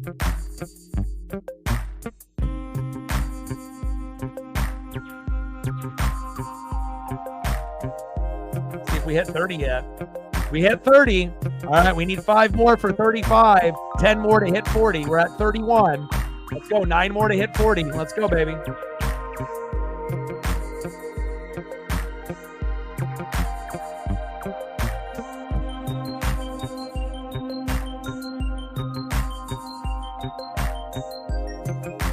Yeah, and look how much better you guys have been. You guys have been the best team in baseball since June 1st, right? And the most impressive thing is that, you got a thigh contusion out of Kyle Tucker, and he hasn't played in weeks, and you guys are still kicking ass. And he's arguably one of the best hitters on the team overall, Like I said, you got popular guys, obviously like Jose Altuve, you got Yordan Alvarez, you got Bregman. But I think like the sleeper guys, like the Kyle Tuckers and the Jeremy Peñas, those are the guys that get kind of slept on. And if it wasn't for Kyle Tucker making an all-star game last year, I still think a lot of people wouldn't even know who he is. To me, I like his defense. I like his hitting power. He can also hit for singles and doubles. I think Kyle Tucker is like, kind of the X factor for the Astros, and they don't even have him right now. So that's really what's the most impressive thing with me and the Houston Astros right now, is they're still winning big games and big series with arguably one of their best players not even playing, offense or defense. Top of the sixth, 1-0 Astros, 2-0 pitch to Alex Bregman for a strike. 2-1 count.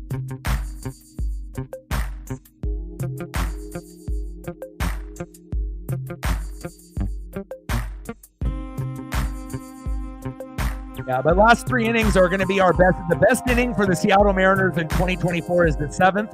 That's the inning that we have the most hits, the most RBIs, the most home runs. And then 8th and 9th inning were very good as well. So it just sucks that we have to play from behind and we just have to play after the starting pitcher goes out. And then what happens if the starting pitcher pitches into the 7th inning?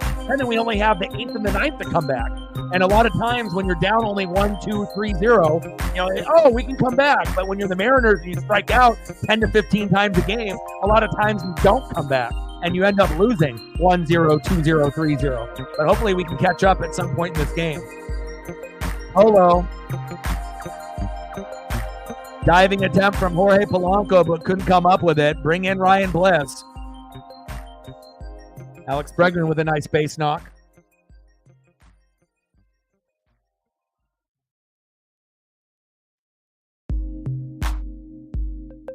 Next up for the Astros, DHing for Houston, Yordan Alvarez.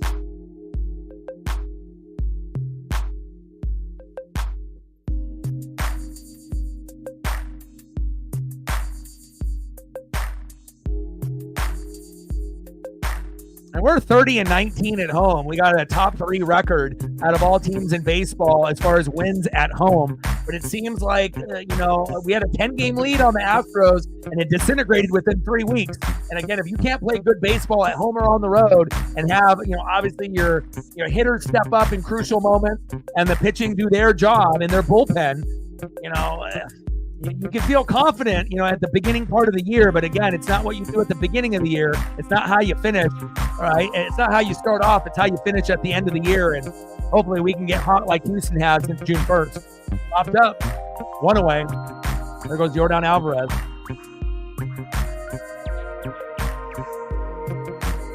Next up for the Astros, catcher Yanier Diaz.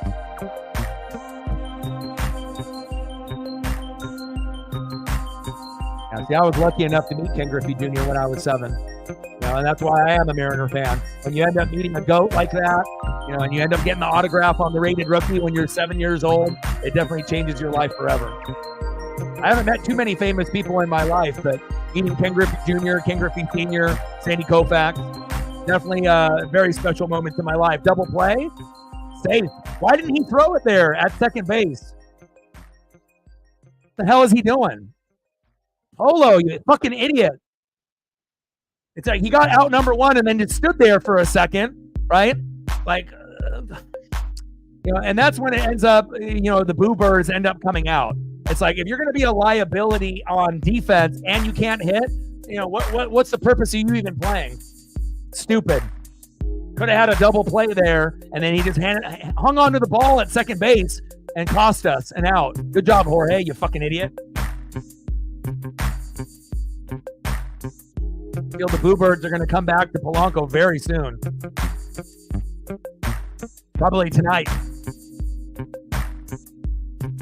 Because again, if you're not able to hit, the last thing that you can't give up is your defense. And again, once your defense ends up being a liability, then the Boo Birds are going to come out because you can't hit, you can't defend. Why the fuck are you playing? Next up is John Singleton.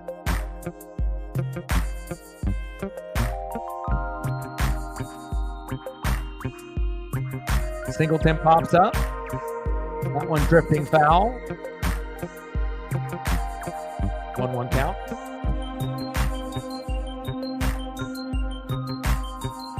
Hanging with a 5-er. Stacks on stacks, racks on racks, little cactus jack, bang bang. We're at 15, 85 to go. Let me know what you want for photos, regulars or something new, and I got you. Popped up. Victor Robles is there, and we leave one stranded. 1-0 Astros. All right, I got you.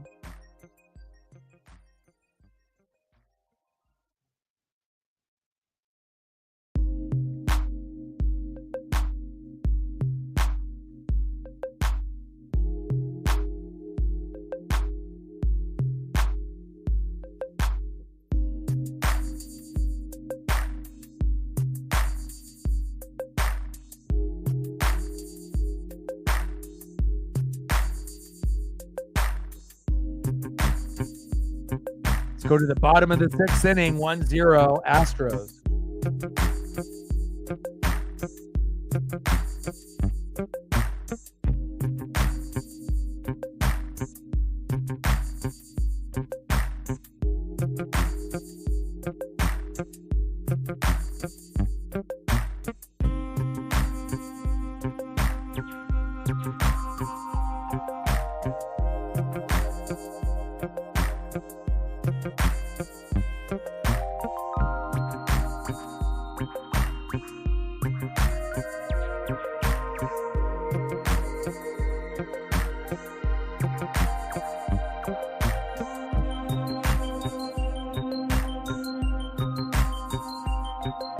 I can squeeze in a couple more for you here real quick.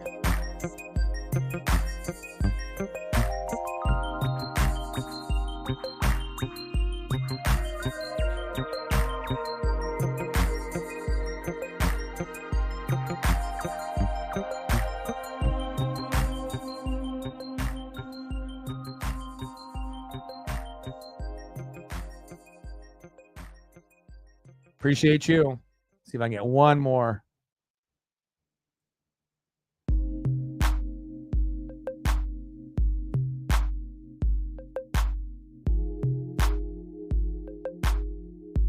Appreciate you. Hopefully that cheers you up a little bit.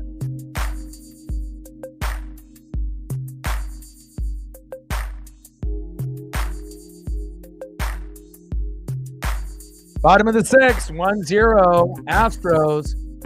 Next up for the Mariners, 1 for 2 left fielder Victor Robles.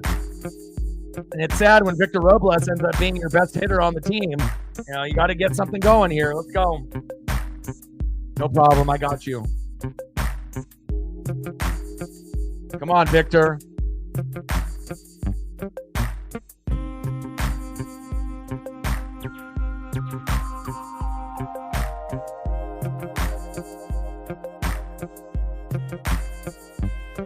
One-0 pitch to Victor Robles from Framber Valdez. 2-0 count. We got to be able to strike some damage here. Again, all we need to have is just one good half inning. Easier said than done. 2-0 pitch. Robles crushes that one, and it's fading foul. 2-1 count. Come on, Victor.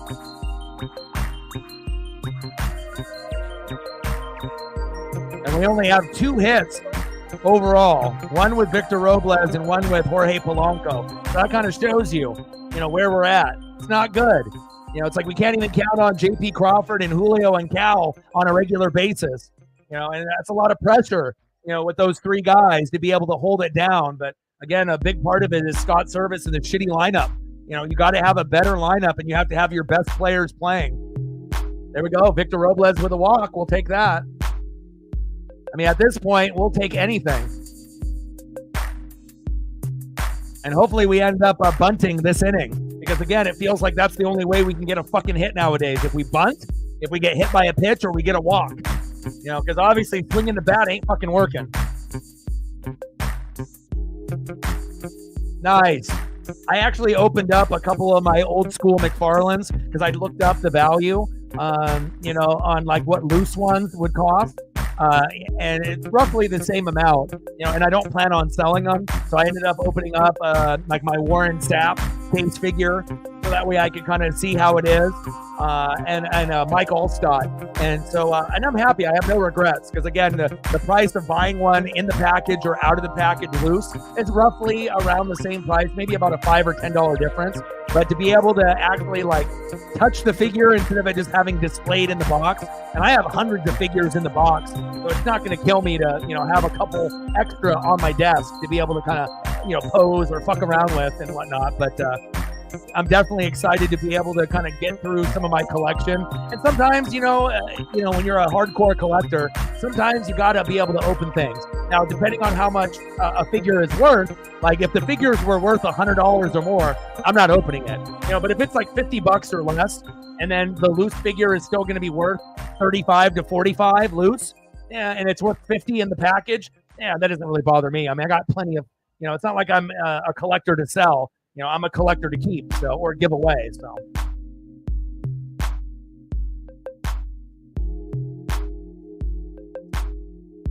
One-two pitch. Julio pitches outside. 2-2 count.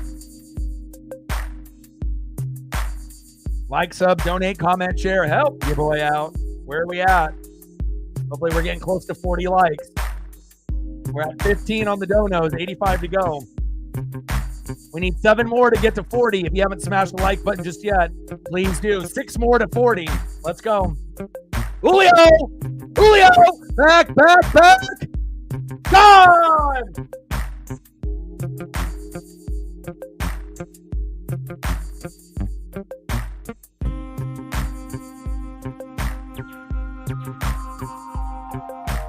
Woo! Let's go! And that's what I'm talking about. Julio Rodriguez, exit velo, 98.6 miles per hour, 382 feet, 2-1 Mariners. Fuck yeah. Let's go. That's my boy. Better late than never. Let's go. Trident's up. Man, we've been waiting and waiting and waiting and waiting and waiting and waiting. There it is. 2-1 Mariners. Fuck yeah. We win this. We have a good chance to win tomorrow. Let's go. Hell yeah. Sports gods here heard me and Megan talking about fucking toys, and they're like, okay, time for a Julio homer, baby. And he got all of that. Nice job, J-Rod. I love it, baby. We're in the Northwest Greens. Those teals bounces off the railing. And those fans missed it, and it went down to the lower level. Let's go, baby. Roughing up a little bit of Framber Valdez. And Framber's played great for the Houston Astros, right? We have such a hard time being able to manufacture hits and runs. Let's go, Julio. Fuck yeah. That's some good shit right there. 5 more likes to 40, baby. Oh, my phone's blowing up now. Yee.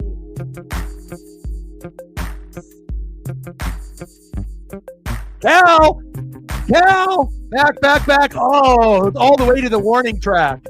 Oh my God, I would have jumped out the window if Cal homered there. My goodness. I still think Cal's going to have a chance to homer before the game is up. But that would have been crazy. Julio with a homer, and then Cal with a homer right after him. That would have got the juices flowing. Next up, catcher Mitch Garver. Let's go.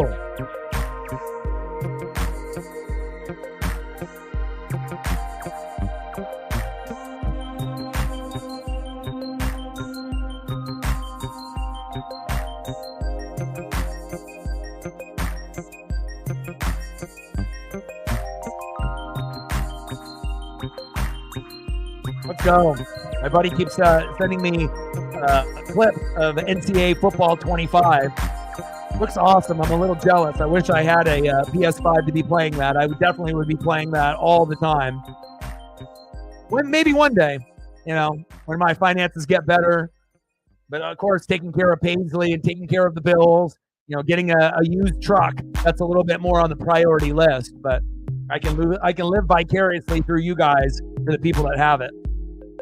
Bottom of the sixth, 2-1 Mariners. Julio Rodriguez just homered to left with Victor Robles on base. Thank God.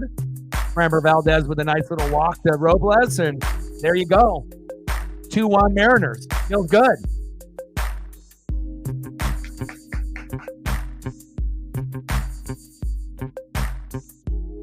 Chopper right up the middle. Altuve, throw to first, 2 away. And I started Cobra Kai last night, and I know they have 6 seasons, and I'm already about halfway through it.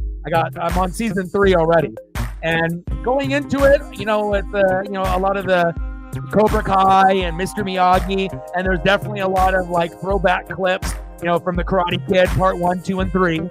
There's a little bit of cheese. There's some cheesy parts to the show that I kind of don't like. But overall, I'm going to finish it. And I feel overall it's worth a watch. But there definitely is some parts of the show that are a little cheesy to me. It kind of feels like a Full House / Karate Kid kind of mashed into one.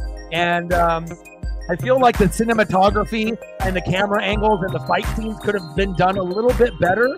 But overall, I still think Cobra Kai is worth a watch if you were a fan of the Karate Kid in the 80s. But again, it's definitely got a little bit of cheese to it. And again, I got to call a spade a spade. It's not like, oh my God, it's must-see TV. It's not going to be for everyone. On a scale of 1 to 10, I would put Cobra Kai with a solid 8. But I wouldn't say it's like, oh my God, it's a 9 or a 10 like The Bear and some of these other shows that have come out this year. Some of them have been a little bit better than others, but still worth a watch. But I will be done with it here in a couple days. I don't know. I'm not sure if that was really the whole point of the cheesiness. And I feel a lot of the cheesiness is with the kids, and again, obviously the kids are, going into high school and, the hookups and the breakups and the drama that goes on and being in middle school and high school. I don't know. It just seems like some of the parts of the show are a little bit too cheesy for me.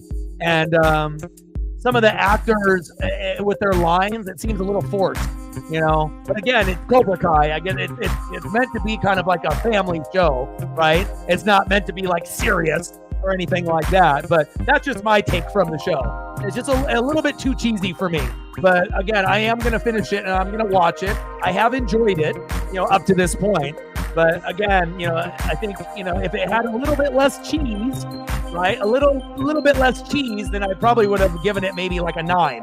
But I feel like there's just some dialogue in it with with some of the main characters and whatnot, and some of the lines are kind of forced, where it doesn't feel natural. And obviously some actors and actresses are going to be better than others. And that's why we like certain shows, right? More than others. Because when you watch The Bear, there's no cheese. It's an emotional roller coaster. It'll make you laugh. It'll make you cry. It'll make you root for those people in the show. And obviously that show is meant to be more serious, even though it was labeled a comedy, but again, not every show is going to be on that level, right? And sometimes we watch shows because we end up liking the actor or actress that's in it and we support it, But I wasn't expecting as much cheese, with the show itself, but I still enjoy it and I still like it. PX in the building, what's good? Sarah in the building, what's good? Let's go, baby. Julio Rodriguez with that big homer, and we needed that. Because again, if we don't get hits and runs, Mariner fans are going to get into that depression mode, and I know some of them have already gotten to that point. We had a 10-game lead, on the Astros, and it disintegrated within like 3 weeks, and it's one of the fastest, 10-game leads to disintegrate in all time. So normally you don't want to have a 10-game lead disintegrate that quickly, but it shows you in baseball you have to be good and you have to be consistent. Otherwise, a team as good as the Astros will, catch up and bite you, and which they have. Framber Valdez is out. 5.2 innings pitched, 3 hits, 2 earned runs, 4 walks, 6 Ks, 100 pitches. But Julio got that 2-run blast to give us a 2-1 lead. Now we got Taylor Scott coming in.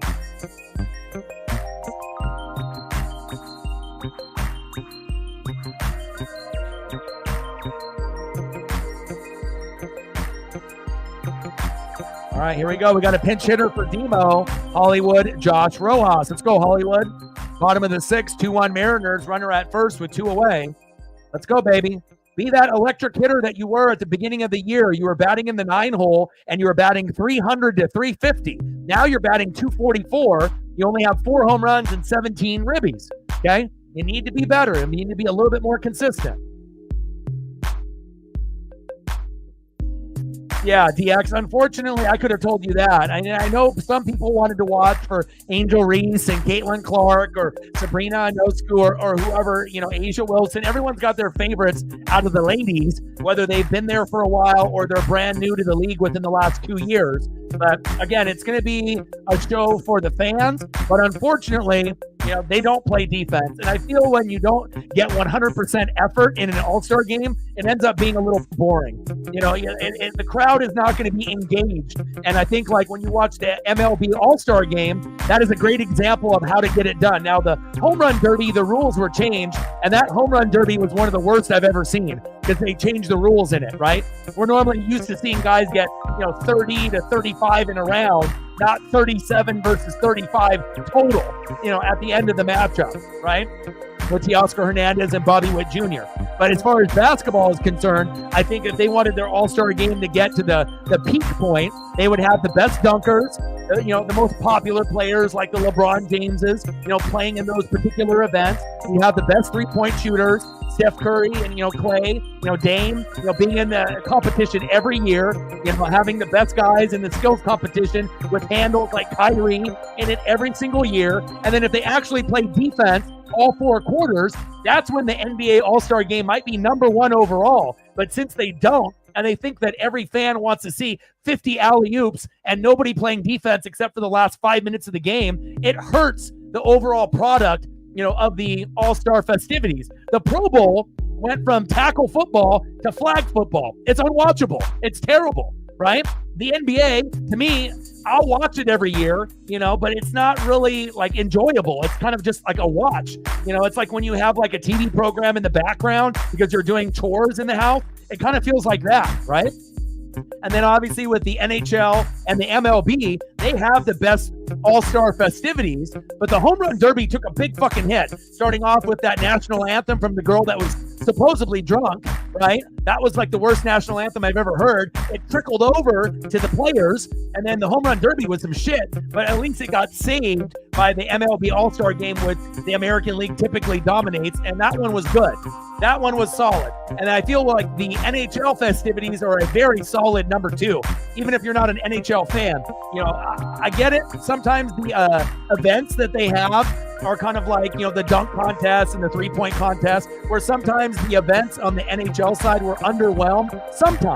But sometimes it ends up being exciting. But if the thing is for the NHL All-Star Game overall, it ends up usually delivering, and it ends up being kind of fun to watch. At least it is for me. I know not everyone in the room is a hockey fan, but when I'm comparing every All-Star event, unfortunately, a lot of them, it's just kind of like kind of like a concert environment. It's not like you're actually watching something that fucking matters. It's like they're just trying to put on a spectacle, like a concert for the crowd. And I feel that really hurts the overall product. And unfortunately, it looks like the WNBA doesn't play defense either. Stacks on stacks, racks on racks, a little Cactus Jack, bang, bang. $10 holla, we're at 25, 75 to go. Let me know what you want to do for your photos, and I got you.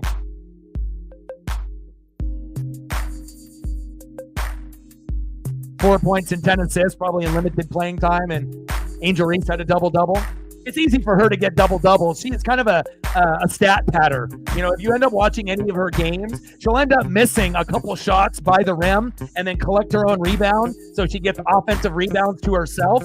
So a lot of times, if you're doing that, it's very easy to get 10 points and 10 rebounds when maybe half of your rebounds you're getting, you know, to yourself. You're tapping it to yourself. And I'm not saying every rebound Angel Reese is like that, but if you watch her play, she definitely is a stat pattern for sure. We're at 25, 75 to go. $1 holla, 74 to go. Stacks on stacks, racks on racks, little Cactus Jack, bang, bang. Next up is Jeremy Pena. 1 for 2 with an RBI single in the fourth. Let's go, Mariners. Thank God we ended up getting that home run because, again, if we would have ended up losing this game 1-0, 2-0, 3-0 after losing 3-0 yesterday, we would definitely lose tomorrow. You know, there's no way we would win tomorrow. We got Brian Wu on the mound tomorrow, but again, you want to feel good at some point. You know, you don't want to just get your ass kicked 2 games in a row. And now we got Stanek in the game. Like, sub, donate, comment, share. If you haven't smashed the like button just yet, let's try to get to 40 likes. And once we hit 40, let's try to get to 50. Where are we at? We're at 35. We need 5 more to get to 40. If you're brand new into the room, smash that like button for your boy. Now we're at 36. 4 more to go. Jeremy Pena with the walk.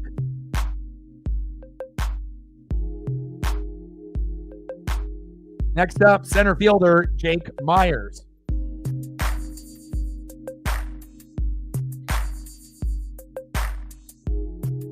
All right, I got you. Okay.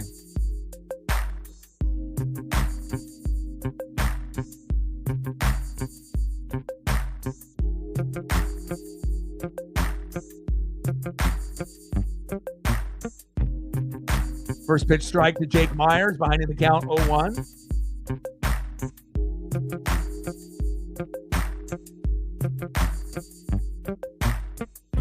Thank God for Julio, man. Love you, Paisley.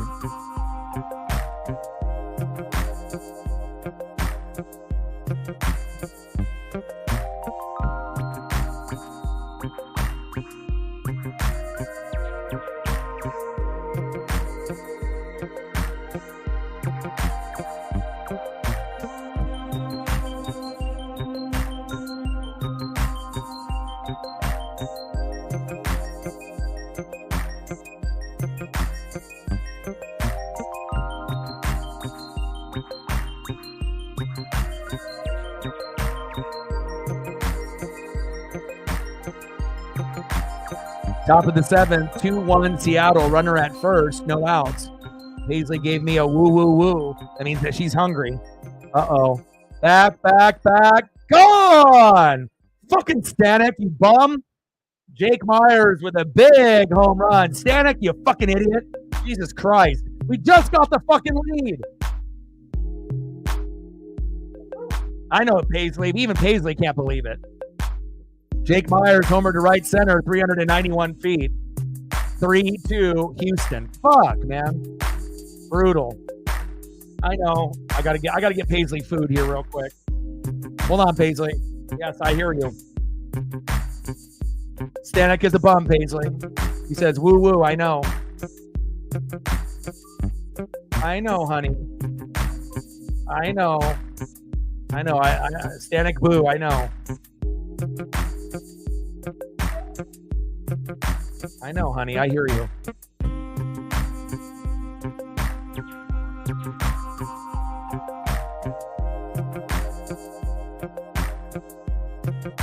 I know we had joy for just like 1 second there with that Julio home run, and then just like that, and it shows you how important the pitching is. Like, Kirby did well. Everything was good. Julio ended up getting that nice 2-run blast. All right, we're back in the game. Who knows if we're going to win, but at least Julio homered. We're up 2-1, and then we literally only get to celebrate it for, 5 minutes? And then all of a sudden, Stanek comes in, shits the bed. The only thing good about him is his fucking mullet, and then gives up a 2-run blast to Jake Myers. Brutal.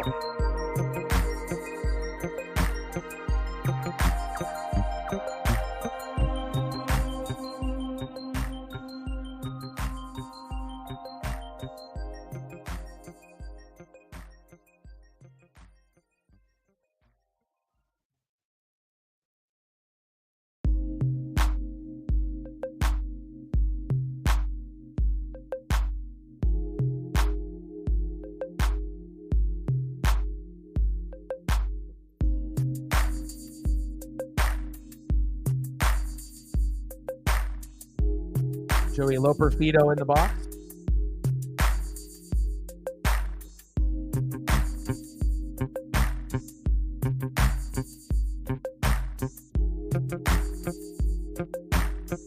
There we go. Big punch out there from Stanek to Loperfido. 1 away.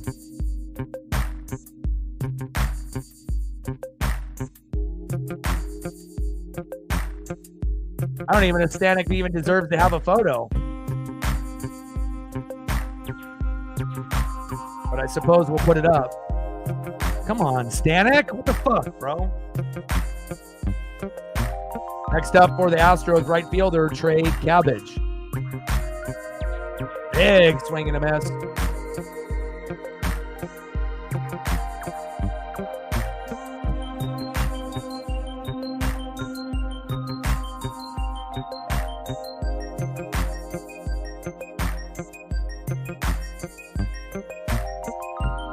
And these Landos loaded up here for you.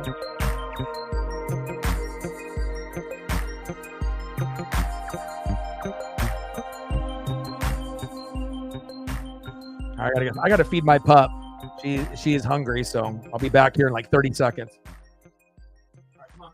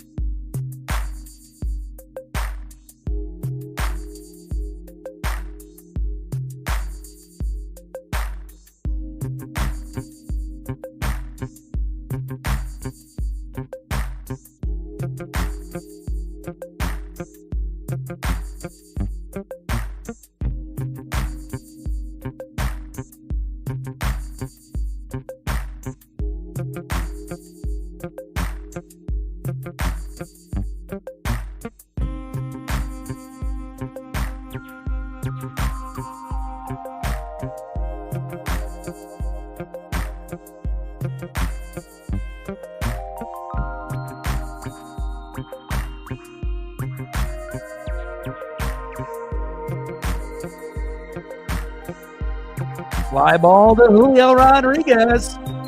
2 away. Paisley's like, thanks, Dad.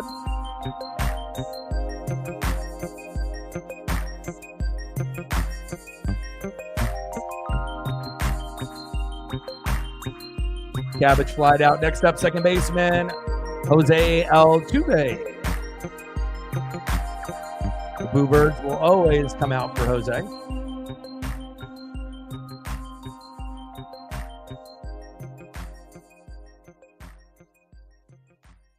Jesus Christ, Stan, I can't even pitch it to Mitch Garver. Golly.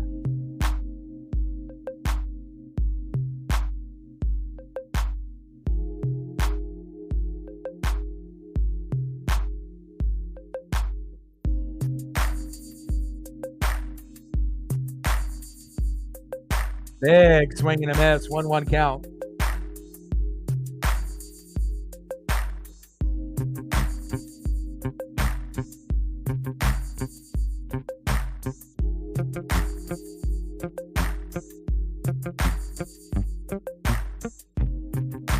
Altuve with a nice base knock into right field.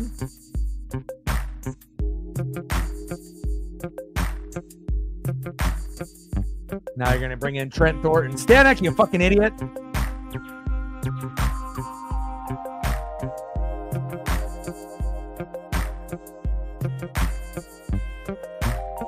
right, let's see if we can do some photos here while we're waiting.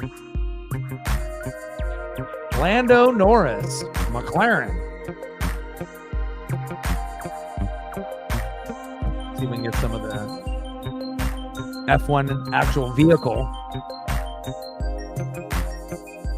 Top speed over 200 miles an hour. It's a dope photo. Another dope photo.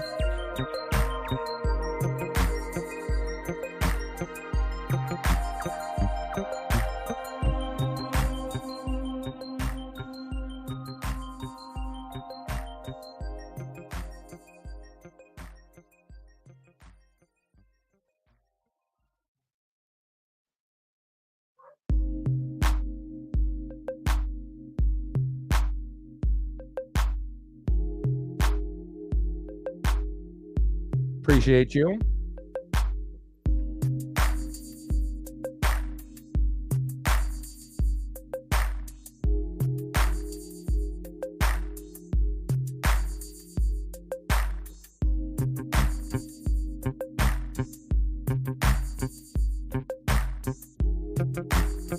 See if I can get you one more. See if it'll format. The F1 cars look great on the screen.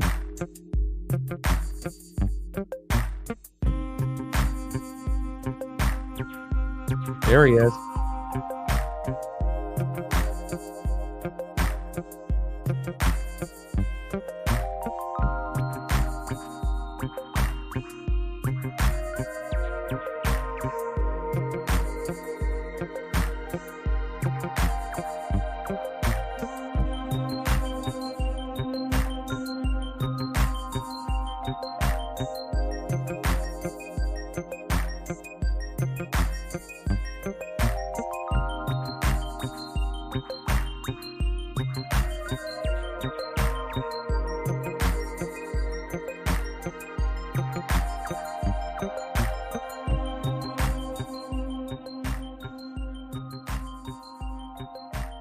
Got him at second.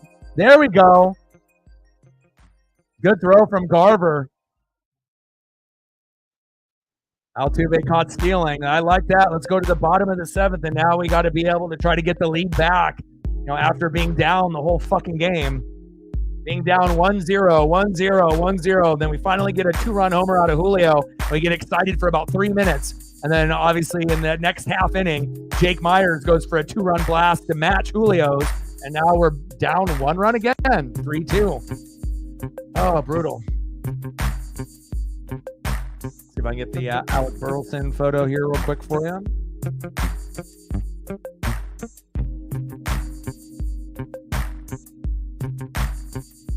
Never easy for the Mariners.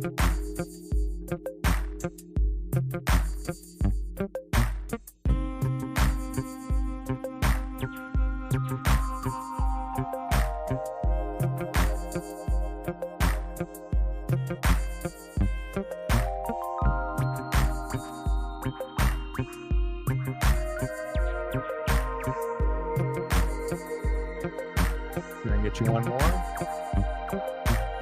We're in the bottom of the seventh, 3-2 Houston.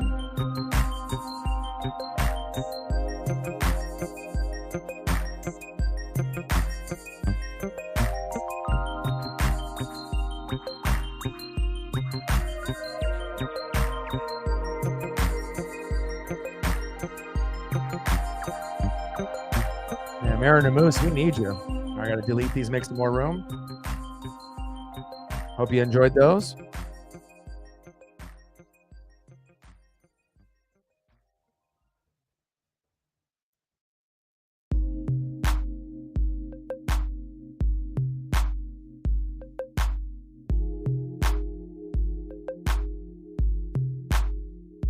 Next up for the Mariners, 0 for 2 with 2 Ks, right fielder Mitch Haniger. Batting second, first baseman Ty France. Unless they make a change for a pinch hitter for him. And batting third, shortstop, J.P. Crawford.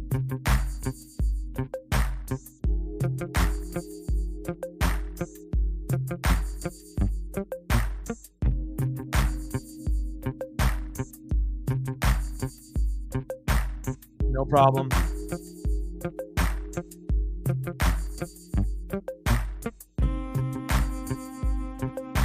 Bottom of the seventh, 3-2 Houston. And again, I'll be live tomorrow at 1 o'clock Pacific for the last game in the set. Ronel Blanco versus Brian Wu.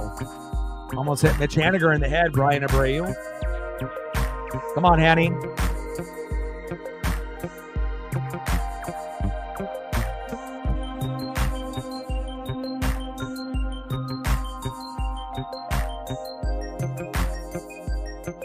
Pitch is high. 3-0 count. I like that.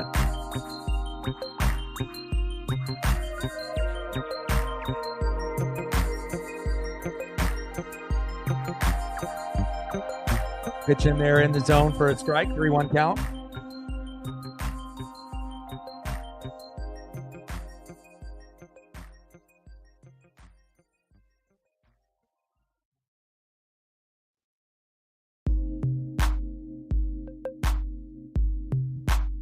Leadoff walk for Haniger. We'll take that.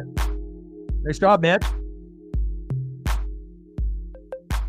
And we got Jonathan Clase. That's going to be running for Haniger. That's good. Next up, 0 for 2 with a K, first baseman Ty France. Kind of makes you wonder if we had Tyler Locklear right now instead of Ty France, how much better would we be? But now we're going to bring in Luke Raley. There we go. That's a smart decision. Let's go, Luke.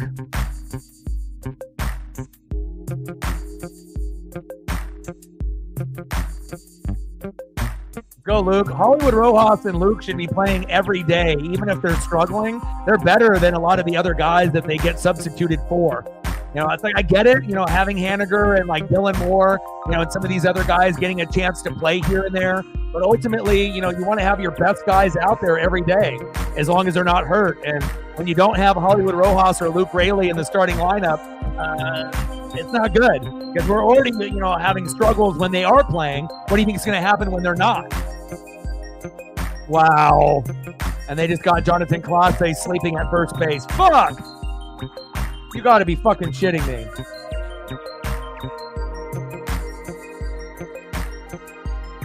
Clase, you had one job.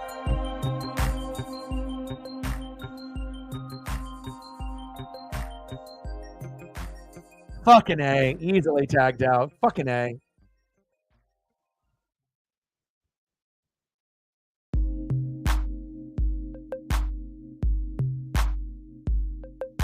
Brutal. The momentum has shifted. Like, we got the momentum to come back with that Julio homer, but it's going to take a hell of a lot for us to come back now. You know, having that Stanek, you know, Jake Myers situation, you know, it might end up being a 3-2 final. We have to fucking pray that we have one more run in us. You know, one more solid, you know, half inning before the game ends. Otherwise, it's going to be a 3-2 final. Unless the Astros keep pounding away and adding more, you know, damage with more hits and runs. We'll see. Come on, JP. Like, sub, donate, comment, share. Help your boy out. Try to get to 50 likes. Where are we at right now? If you're just hopping into the room now, smash that like button. We're at 36. 14 more to hit 50. We're at 37 now. 13 more. 3 more to get to 40. 13 to get to 50. Let's go. We got 43 in the room.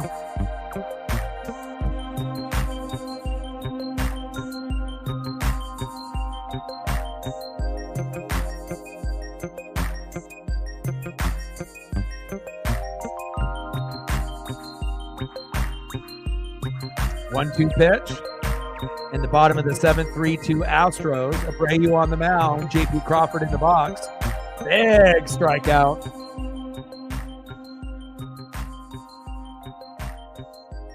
Oh, brutal, brutal, brutal. Jonathan Clase doesn't fuck up that often, though. That's like probably the first time that he's actually got thrown out, trying to take a little bit of a lead at first base. And it's not like Haniger is going to run the base as well. So I don't think, that's over-exaggerating. Send him to AAA. We need Jonathan Clase and Tyler Locklear, Ryan Bliss. We need these guys to be able to get experience over some of these guys that are these old vets that suck ass, that aren't good anymore. Garver, Polanco, Haniger, France, just to name a few. So just kind of bad luck for us with Jonathan Clase getting thrown out at first. All right, let's go to the top of the 8th inning. The Astros have a 3-2 lead. Do the Mariners have anything left in the tank? I don't know. Next up for Houston, leading off in the DH spot, 0 for 3 with a K, Yordan Alvarez. Batting second, 1 for 3 with a K, catcher Yanier Diaz. And batting third, 1 for 3 with a K, first baseman John Singleton. Let's go Mariners.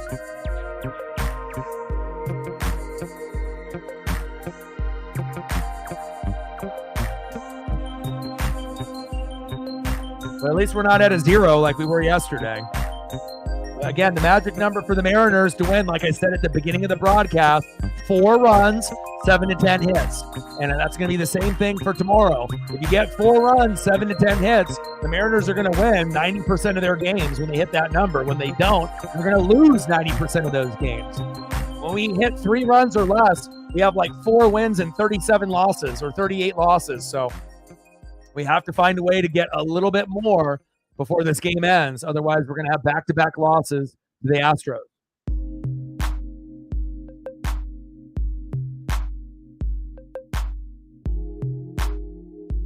Leading off for the Astros here in the top of the 8th, third baseman Alex Bregman.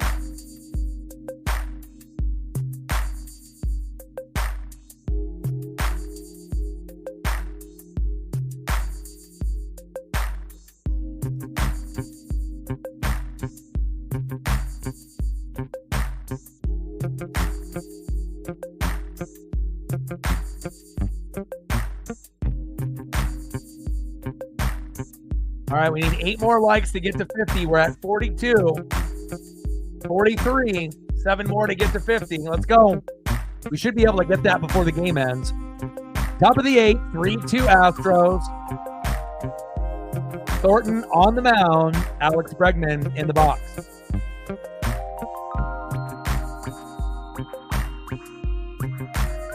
We got game tomorrow at 1 o'clock Pacific. Rodel Blanco for the Astros versus Brian Wu. Nice punch out there by Trent Thornton, 1 away. Next up for the Astros, DHing for H-Time, Yordan Alvarez.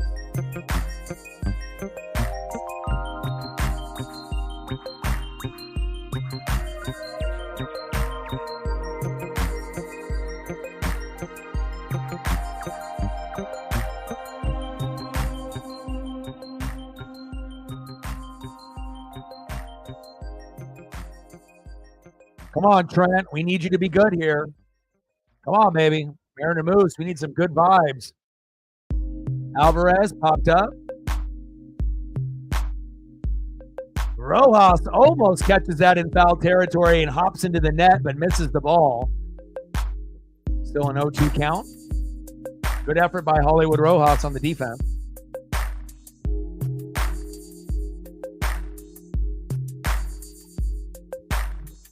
Good that Kershaw's coming back. Just unfortunate every other pitcher, it seems like they're getting hurt for the Dodgers.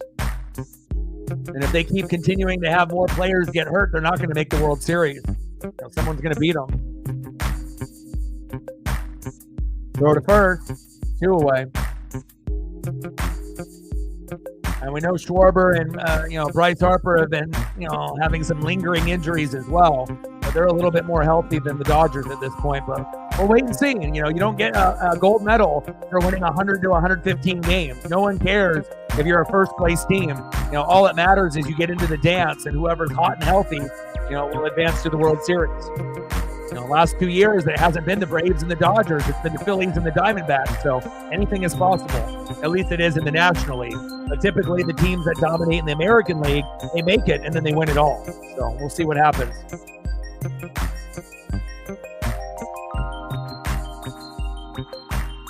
0-1 pitch. Time is called. for Yanier Diaz.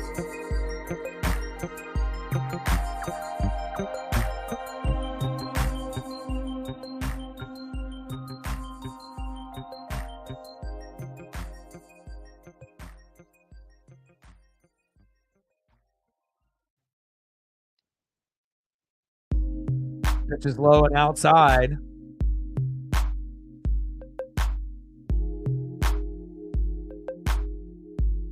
One count to Yanier Diaz, 2 for 6 this series. Chopper. That one goes foul. Count now is 1-2.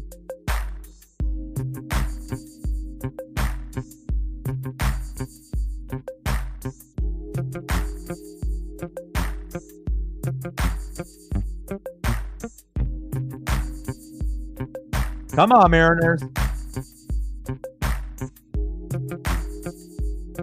1-2 pitch. Pitch is outside. 2-2 count. 74 to go to hit the goal.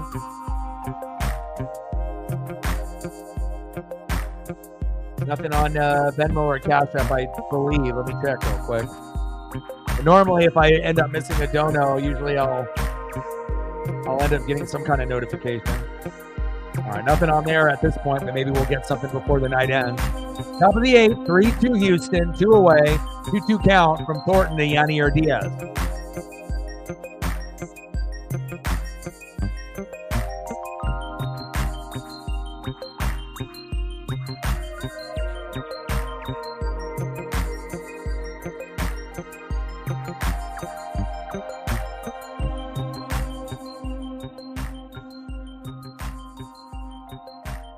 Chopper towards third base, foul.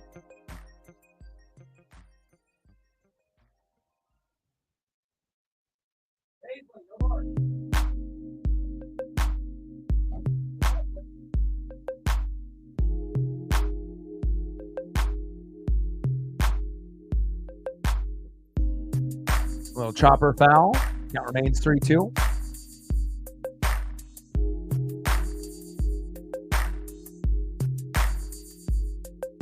No worries. If you feel like that's what's best for you, hopefully I'll be able to talk to you tomorrow or the next day. I know tomorrow we'll be live a little bit earlier. We're going to be live at 1 o'clock Pacific, so might be a little too early for you on that one. But if you're feeling up to it or you're awake and you're going to be around, I'll be live for about 3 hours.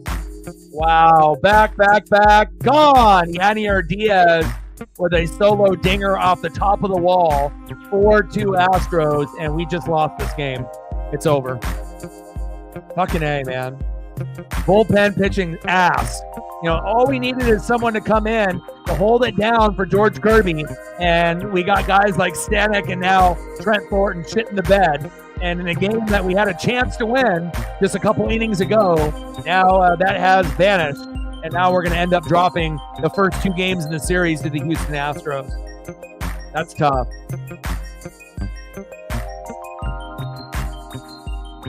Nice homer by Yanier Diaz. Next up, first baseman John Singleton. Now we're going to have to pray that Brian Wu plays well and we can actually get 4 runs and 7 to 10 hits tomorrow. Otherwise, we're going to get swept by Houston.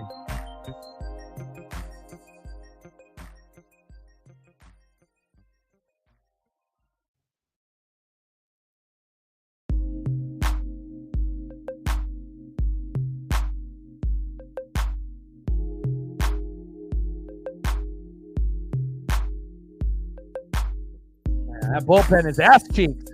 Damn it.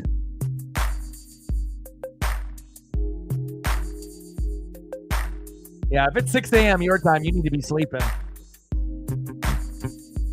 All right, let's go to the bottom of the 8th inning. We're down by 2, but it actually feels like we're down by 4 after that home run. I mean, anything is possible. You know, we don't want to say it's over and it's over, but it really does feel like it's over. You know, we're not going to bullshit. You know, it doesn't feel like we're going to be able to manufacture, you know, a home run or back-to-back hits to get like an RBI. But you never know. You know, I've been surprised before, but the overall vibes feel like this one is over. And then we're going to have to fight really hard to win tomorrow. And hopefully Brian Wu can pitch well. Hopefully the bats can heat up and we can get 4 runs, 7 to 10 hits tomorrow, and at least win 1 game out of 3 and not get swept. Next up for the Mariners, 0 for 4 with a K, shortstop J.P. Crawford. You got to play better, my guy. Batting second, 1 for 2 with a K, or 1 for 2 with a run and a base on ball. Left fielder Victor Robles, one of the only positives today besides Julio Rodriguez. And in batting third, 1 for 3 with a 2-run blast, J-Rod Julio Rodriguez. Man, rough one.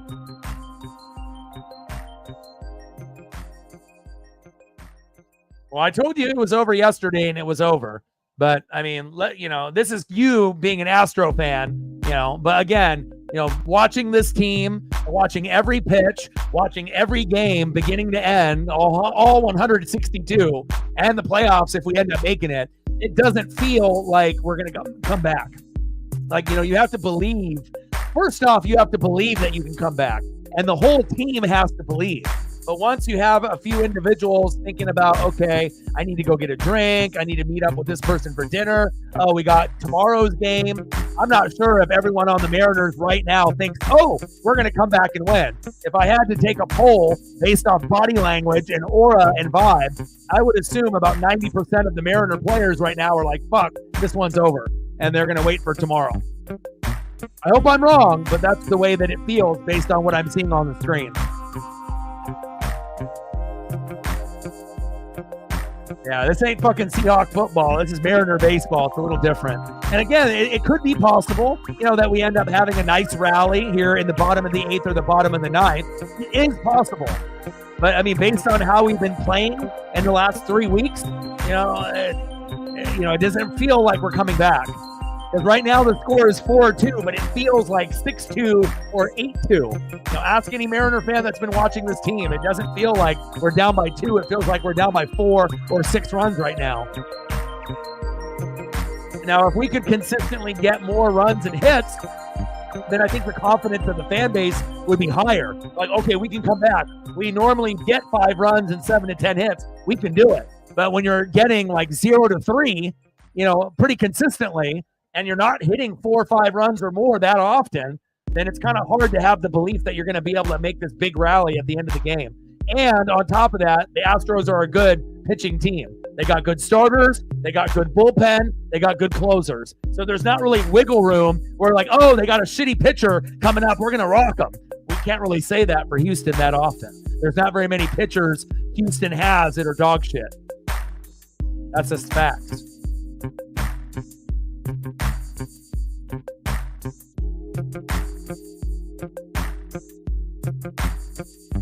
And even though we're around the same record and we had a 10-game lead, it kind of feels like we're, 5 or 10 games back to the Astros now after getting our ass kicked 3-0 yesterday. And we put up 2 today, but 2 ain't going to cut it.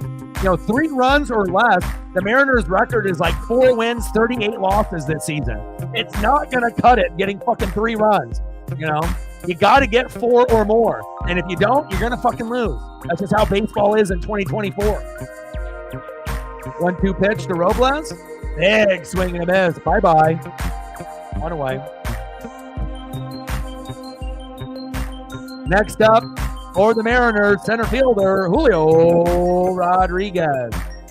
And he ended up hitting that 2-run blast, but how often has Julio hit a multi-homer game? Almost never. So I want to be positive that he could do it, but it's just not likely. Julio usually doesn't hit 2 home runs in a game.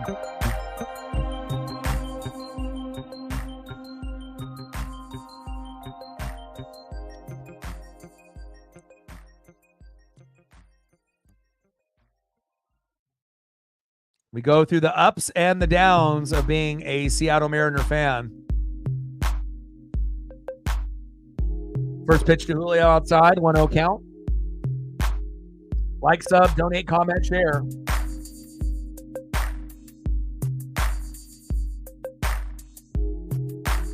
Julio crushes that one. Back. Oh! Wow. The home run was robbed at the wall. Unbelievable. He almost did it. Trey Cabbage with the home run saving grab. Holy fuck.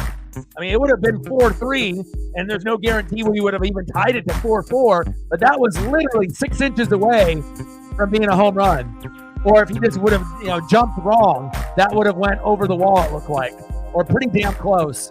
And then he gives Julio the no-fly zone mockery. Nice job by Trey Cabbage. I can't say anything bad about that. Fuck. We had a chance there. Julio normally doesn't hit multi-homer games where he hits more than one, but he almost did. Wow. Next up, DHing for the Mariners, big dumper, Cal Raleigh.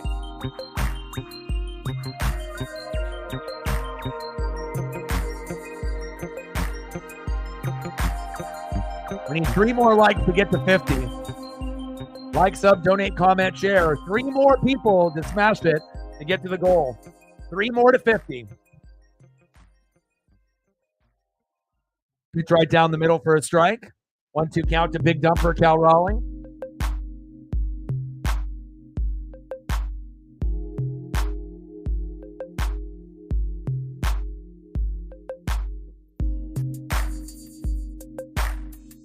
Pitch is outside. 2-2 count.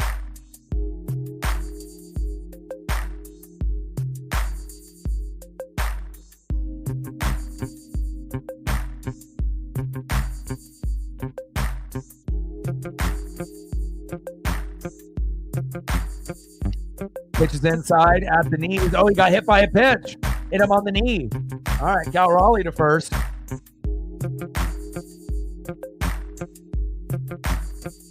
But when the Mariners only have 3 hits all day and only 2 runs, that's fucking unacceptable.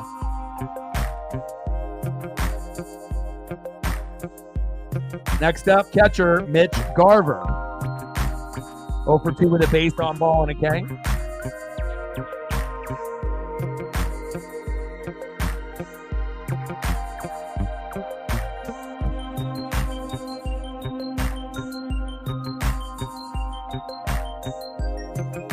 Todd.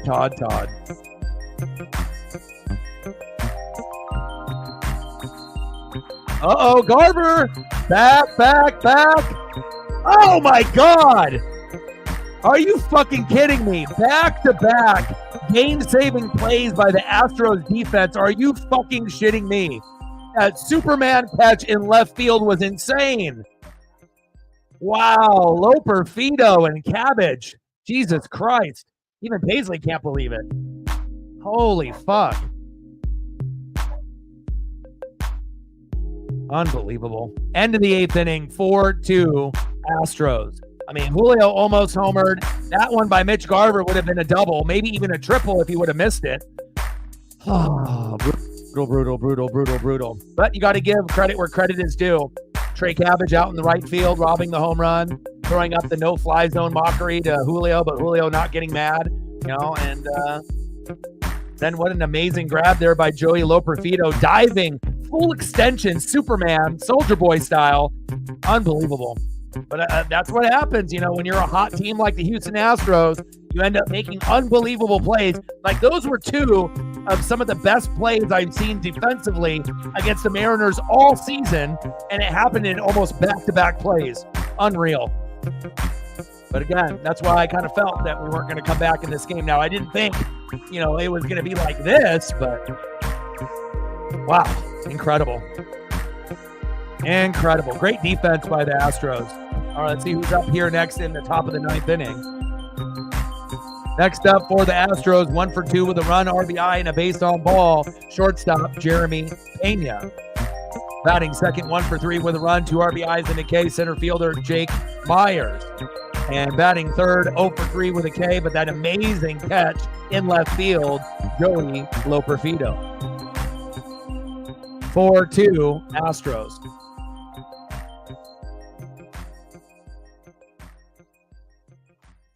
Miles in the building. What's good?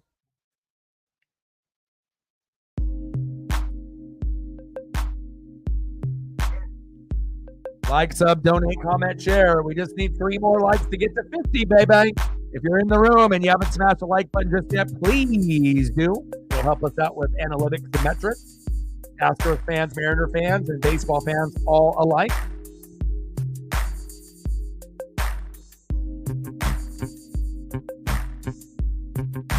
Now, if this was in 2022 or 2023, I would feel pretty good our chances of making a comeback. But in 2024, with our struggles in the box, when we end up feeling that we're going to lose, it seems like 9 times out of 10 it's going to happen. Now, every once in a while we'll be able to pull a rabbit out of our hat and have a miracle. I just don't think it's going to be tonight. We're at 26 behind the 8 ball, 74 to go.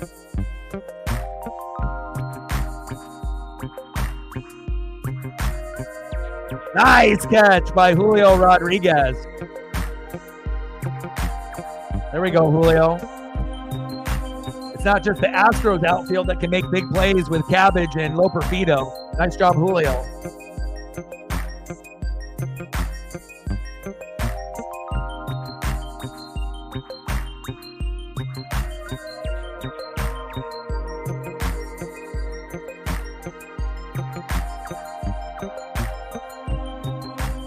Good defense, J-Rod.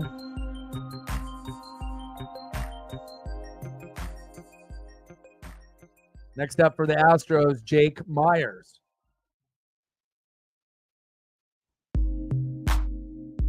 And it shows you with this Astro team, they don't have Kyle Tucker playing, right?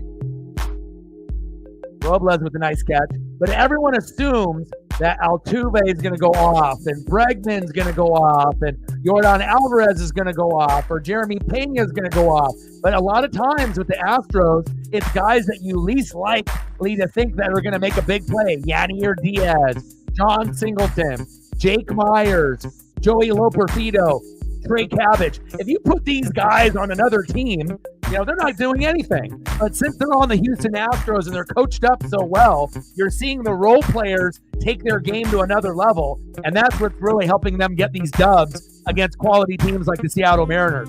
It's not the best players, it's the others that are helping contribute to these big wins. 0-1 pitch to Loperfido. Pitch is high. 1-1 count. I don't think anyone really gets intimidated by those other guys, but again, when you're surrounded around greatness, like Altuve and Yordan Alvarez and Bregman and Pena, and a lot of the times, Kyle Tucker, even though he's not playing tonight, it's easy for the other guys to step up their game. DX with a 5-er.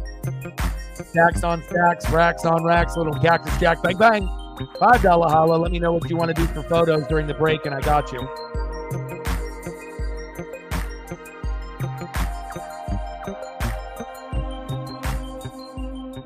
Hey, mental health is important. That's why I go over it multiple times in the stream, and I'm one of the only people that does sports and wrestling that actually goes over it every day, because it's been a big part of my life.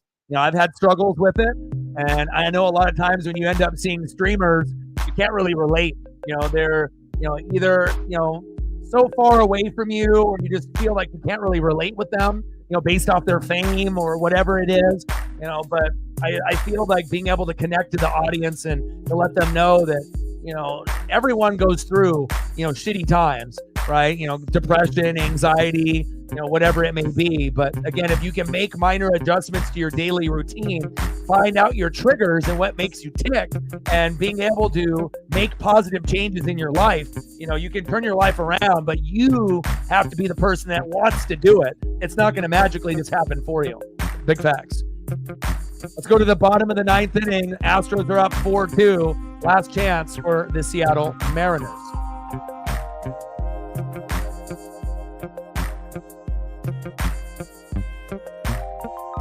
Next up for the Mariners, 1 for 2 with a base on ball. Second baseman, Jorge Polanco. Batting second, 0 for 1, pitch hitting. Third baseman, Hollywood Josh Rojas. And batting third will be Jonathan Clase.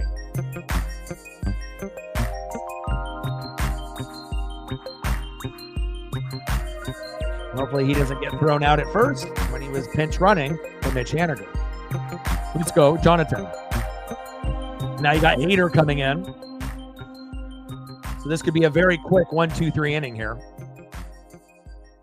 We're at 31, 69 to go.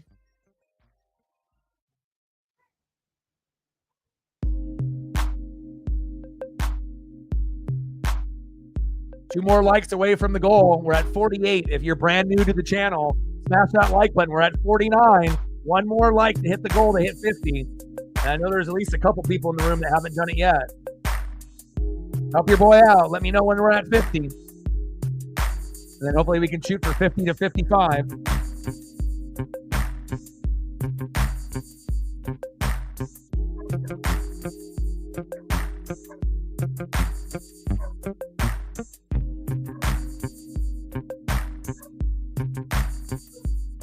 Paisley.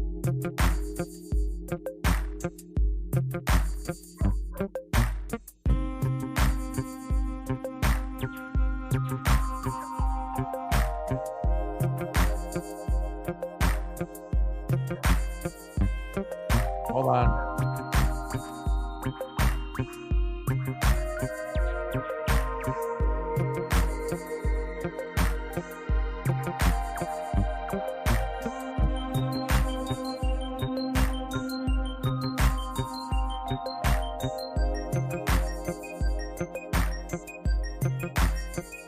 All right, I'm back. Paisley wanting attention, as usual. My Paisley pup.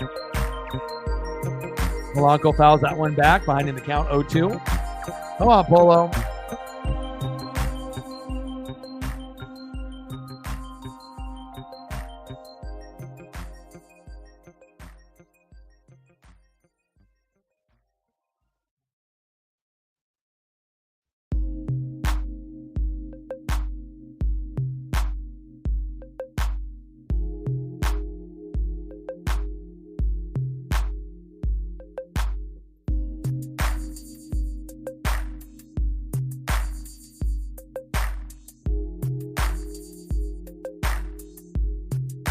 That one chopped foul. Count remains 1-2.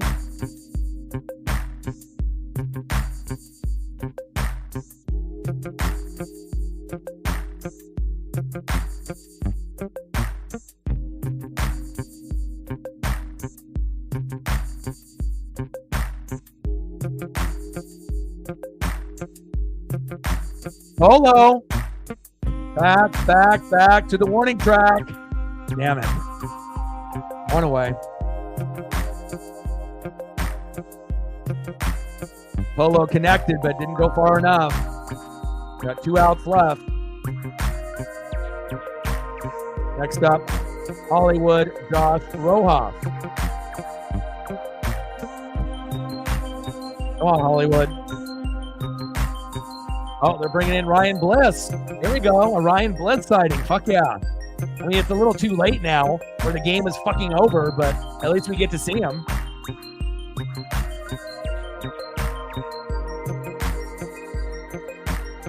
I like Tyler Locklear and Ryan Bliss, you know, like get the young guys a chance to play. If we're going to suck and we're going to lose games, we might as well lose it with our most exciting players that are playing day in and day out. Not these old fucking fat ass vets that fucking strike out all the time and that are liabilities on defense. We need good fucking players. Sick and tired of the bullshit, man. If we're going to lose, let's have our most exciting players play. 0-2 pitch to Bliss. Pitch is high. 1-2 count. Bliss and Locklear would be a lot more exciting than Polanco and France. Just saying. Or Garv.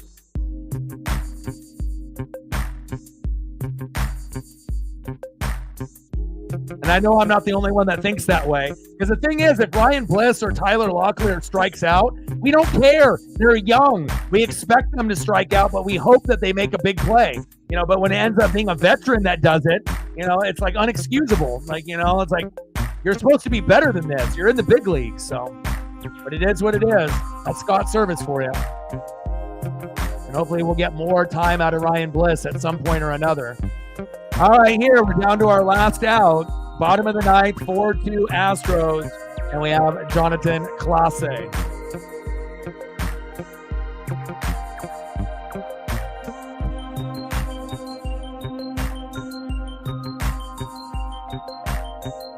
Three hits total. Can you imagine paying for a Mariner ticket to go see the Astros these last 2 nights? I want a fucking refund. Terrible.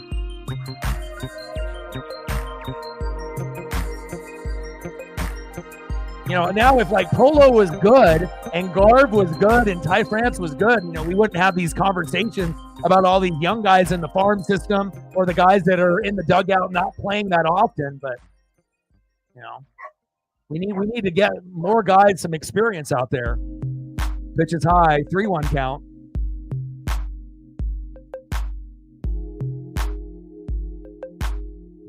And I'll get your Lewis Hamiltons up here in a second. Like I said, I'm not going to be correct with my ESP all the time, but I feel, you know, most of the time I'm pretty locked in. I'm not going to be right about everything. No one is. Oh, Jonathan Clase to first base. We'll take that. We'll take a freebie.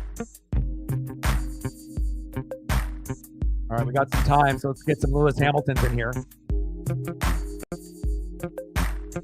Oh, that's a fire photo. Man, these F1 photos look insane. These HD 4K photos of the F1, man. There's your guy.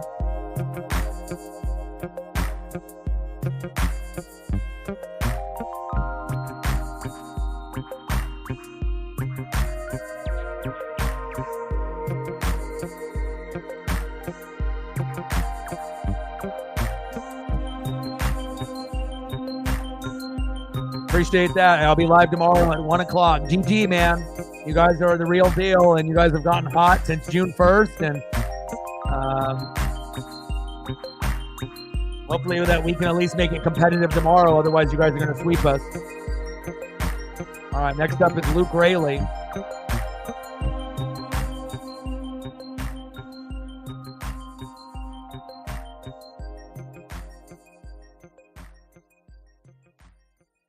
Pitches outside. We need a miracle here, like a Luke Raley blast, right, to get it to 4-4, and then we win in extras 5-4. I don't know what the chances of that happening are. You know, maybe like 5%. You know, but you know, a guy can dream, right? Luke Raley is due for a homer. I just don't know if you're going to be able to get it right here.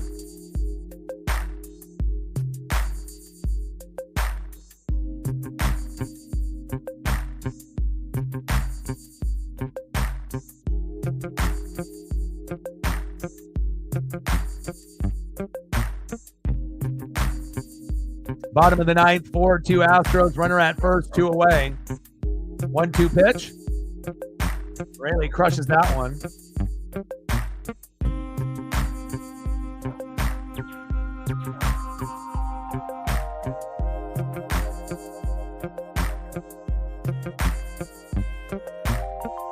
Yeah, the F1 photos are fire, man.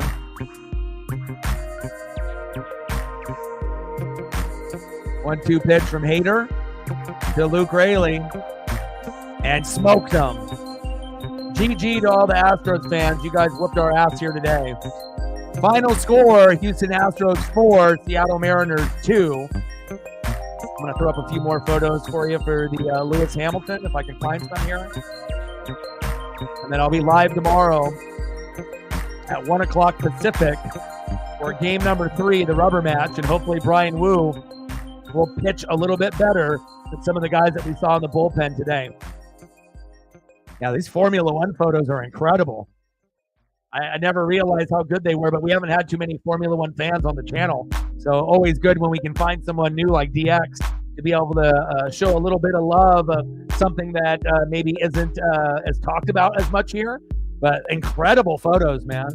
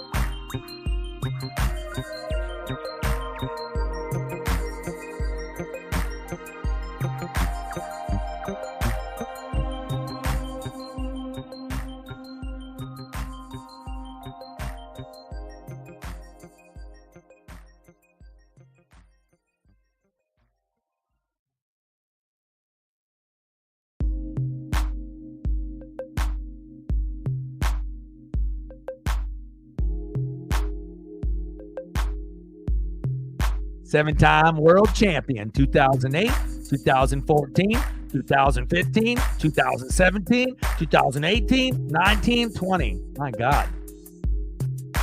He's good.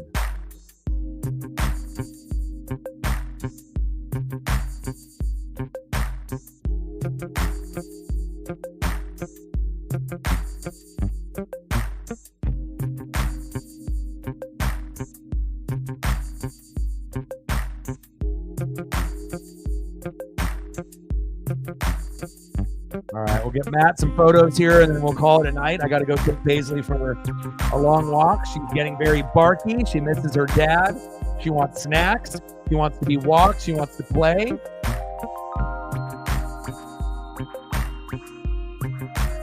And I'll be live tomorrow at 1 o'clock Pacific. And hopefully the Mariners will play a little bit better tomorrow.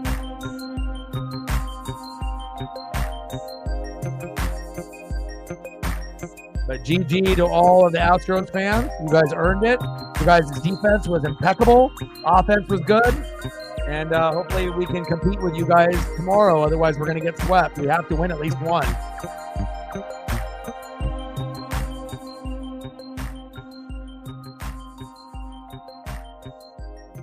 There you go, Matt. I wasn't going to forget about you, my guy.